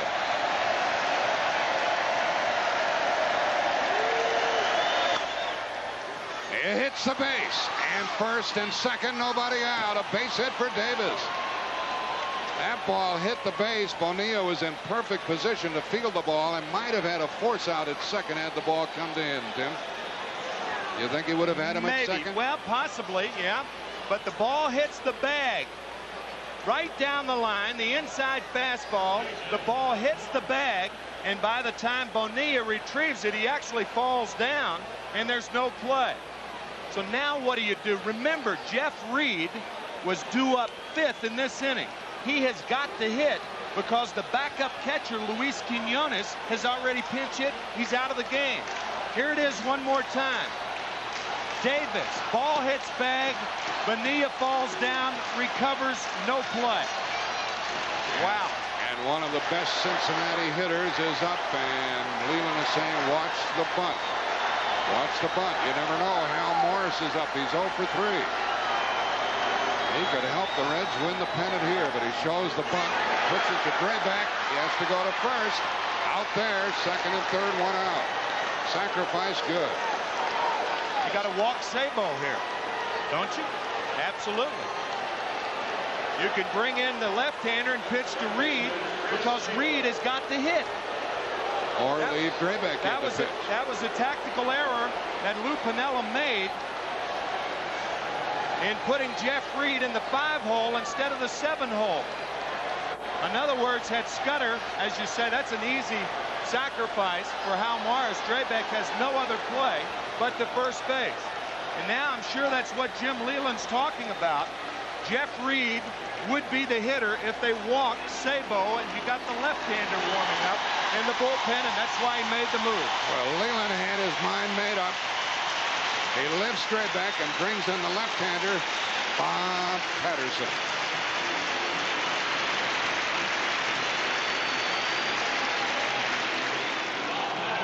Well, who are you rooting for? Whoever it is, you have a chance because the Pirates lead 3-2 here in the ninth. The Reds have runners at second and third and 1 out, and they're going to walk Chris Sabo with Bob Patterson, the new pitcher, on the mound. Here is the error that Lou Piniella made in the insertion of Jeff Reed and Scott Scudder in the bottom of the 8th inning. He put Reed, his second and only catcher. The auxiliary catcher, Luis Quinones, is already out of the game. He put Reed in the number 7 hole instead of Scudder. Now, had he had Scudder there, he pinch hits either Glenn Braggs, Billy Hatcher, Terry Lee, or Bill Bates. But now the matchup has got to be Jeff Reed. The Reds don't have any more catchers. Oliver started the game, then Reed, and Quinones, the number 3 catcher, has already been used and is out of the game. And here comes ball 4 to Chris Sabo, and the bases are loaded for Cincinnati. They are a big hit away from winning the National League pennant. Meanwhile, these Pirates are a double play away from sending us back to Cincinnati for Game 6. Who are you rooting for? It's Patterson. 8-5 during the year. Pitching to Jeff Reed, and pitcher and catcher talk it over, Slot and Patterson. And then don't forget, even if the Reds do something here, the Pirates have the bottom of the 9th to retaliate. While Patterson was warming up, Lou Piniella was talking to Jeff Reed, so the possibility of a squeeze very real here. Jeff Reed, a 198 hitter against left-handers for his career. And Reed is 0 for 6 in this playoff. 198 against left-handers. But 360 this year. I guess that's an interesting point. 9 for 25 this year. He wants at least the fly ball to tie this game. Patterson wants the strikeout, the pop-up, or the double play. And it's ball 1. And of course, remember this. With these bases loaded, O'Neill at third, lead run, Davis at second, good speed, Sabo on at first. After you give that intentional walk, there's always a possibility of the unintentional walk. And it's a ball 1 count with 1 out. Reed took a strike. A fine pitch from Patterson, 1-1.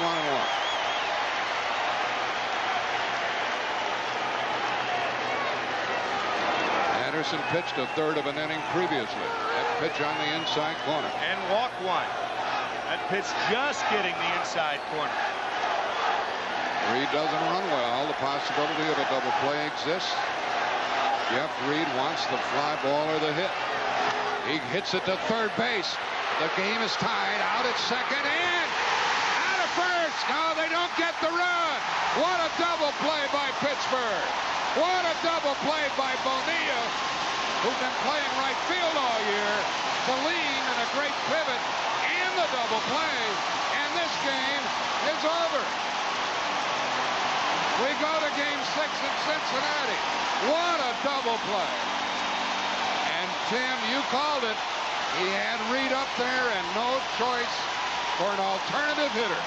And you got to think ahead. You got to put Scudder in the 7-hole, and that way you can comfortably pinch hit Graggs or Hatcher against the left-hander. But with Reed hitting, he grounds into a double play to remarkably end this terrific ball game. What a double play.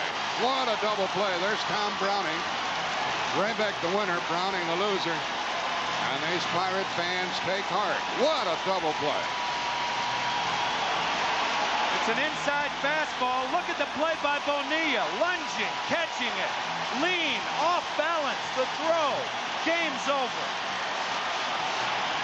I thought sure the game was tied. I didn't think there was any way they could get the double play. And Bream with that long reach. Reedus might not have caught that ball. Leland, what do you think, Jim?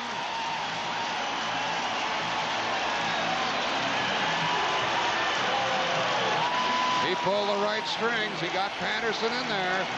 He got the double play ball. That's the story. Leland pulled the right strings and Lou Piniella didn't. Whew. James Brown will be with Doug Drabek, who won this game 3-2. If you like good baseball, you probably fell in love tonight. 3-6-1 Pittsburgh. They left 7. 2-7-0 Cincinnati, 5 left. Drabek over Browning and a save for Patterson. That takes us to Game 6 on Friday night from Cincinnati, and game time is 8 o'clock Eastern time. There will be a Game 6, James Brown, because of the man you're with. All right, Jack and Doug Drabek, I talked to at least 5 or 6 of your teammates before the game tonight, and they said, without a doubt, we are going back to Cincinnati. I wish they would have told me that before the game, because you know, I just wanted to come out here and give them a chance in the later innings, and they put up enough runs. And what can I say? Patterson's done it before all season. came in, got the double play with the bases loaded, and like we needed a complete team effort, some good plays in the outfield and the infield, turning double plays, and everybody chipped in. Throughout the season, your manager, Jim Leland, has been emphatic about giving you 4 days rest. Now, if you guys were to get to a Game 7, it would appear you can't start. What about relief work? I probably could do that because it would be my 3rd day, and I usually throw 2 days after I start. So I'd probably be able to come in relief. I don't know what they have in their plans, but, you know, if it comes down to a 7th game, I mean, that's it. Do or die, and I'll be ready. And they'll take a little piece of Doug Drabek, I'm sure. Thank you. Congratulations. All right, thank you very much, Sam. All right, and of course, our Chevrolet MVP for tonight's game is nonetheless Doug Drabek. Pat O'Brien will be back with us, back in our New York studios. That and more with an update on the Oakland story after this.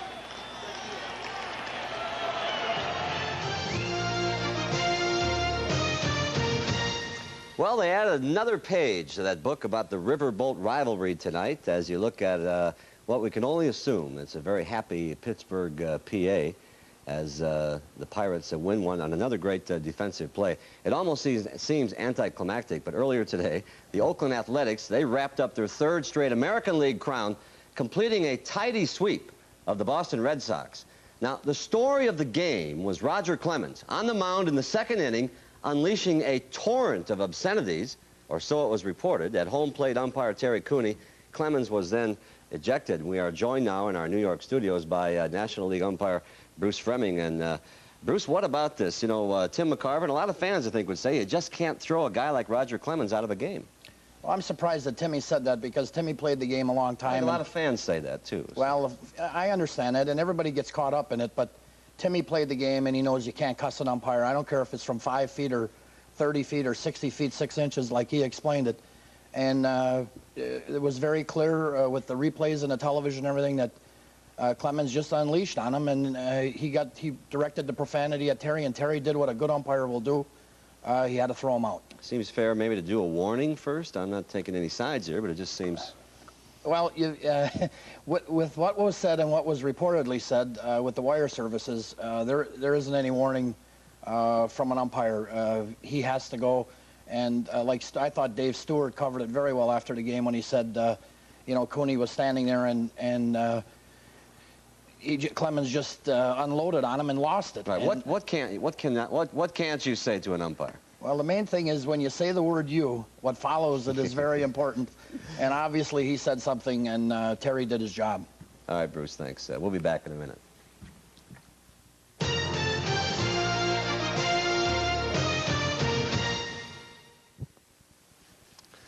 Well, quite a day in baseball. A reminder to stay tuned for the CBS News late night program. America Tonight is a $50 fill.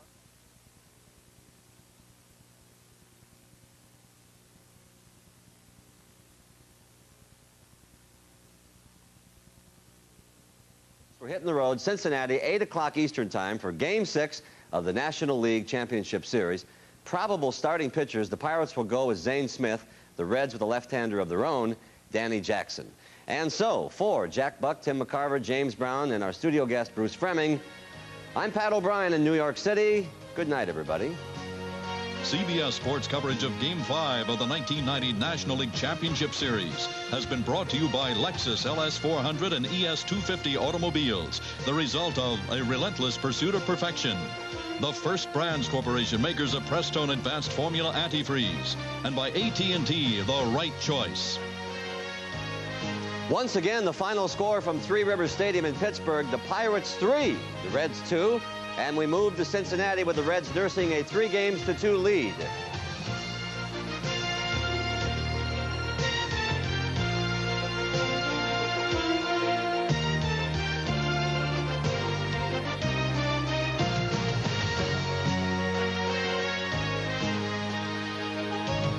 You've been watching Major League Baseball on CBS Sports, the home of the League Championship Series and the World Series. It was now or never for the Pirates tonight, and it will be now or never on Friday. But they got the chance, and that's better than vacation. See you in Cincinnati.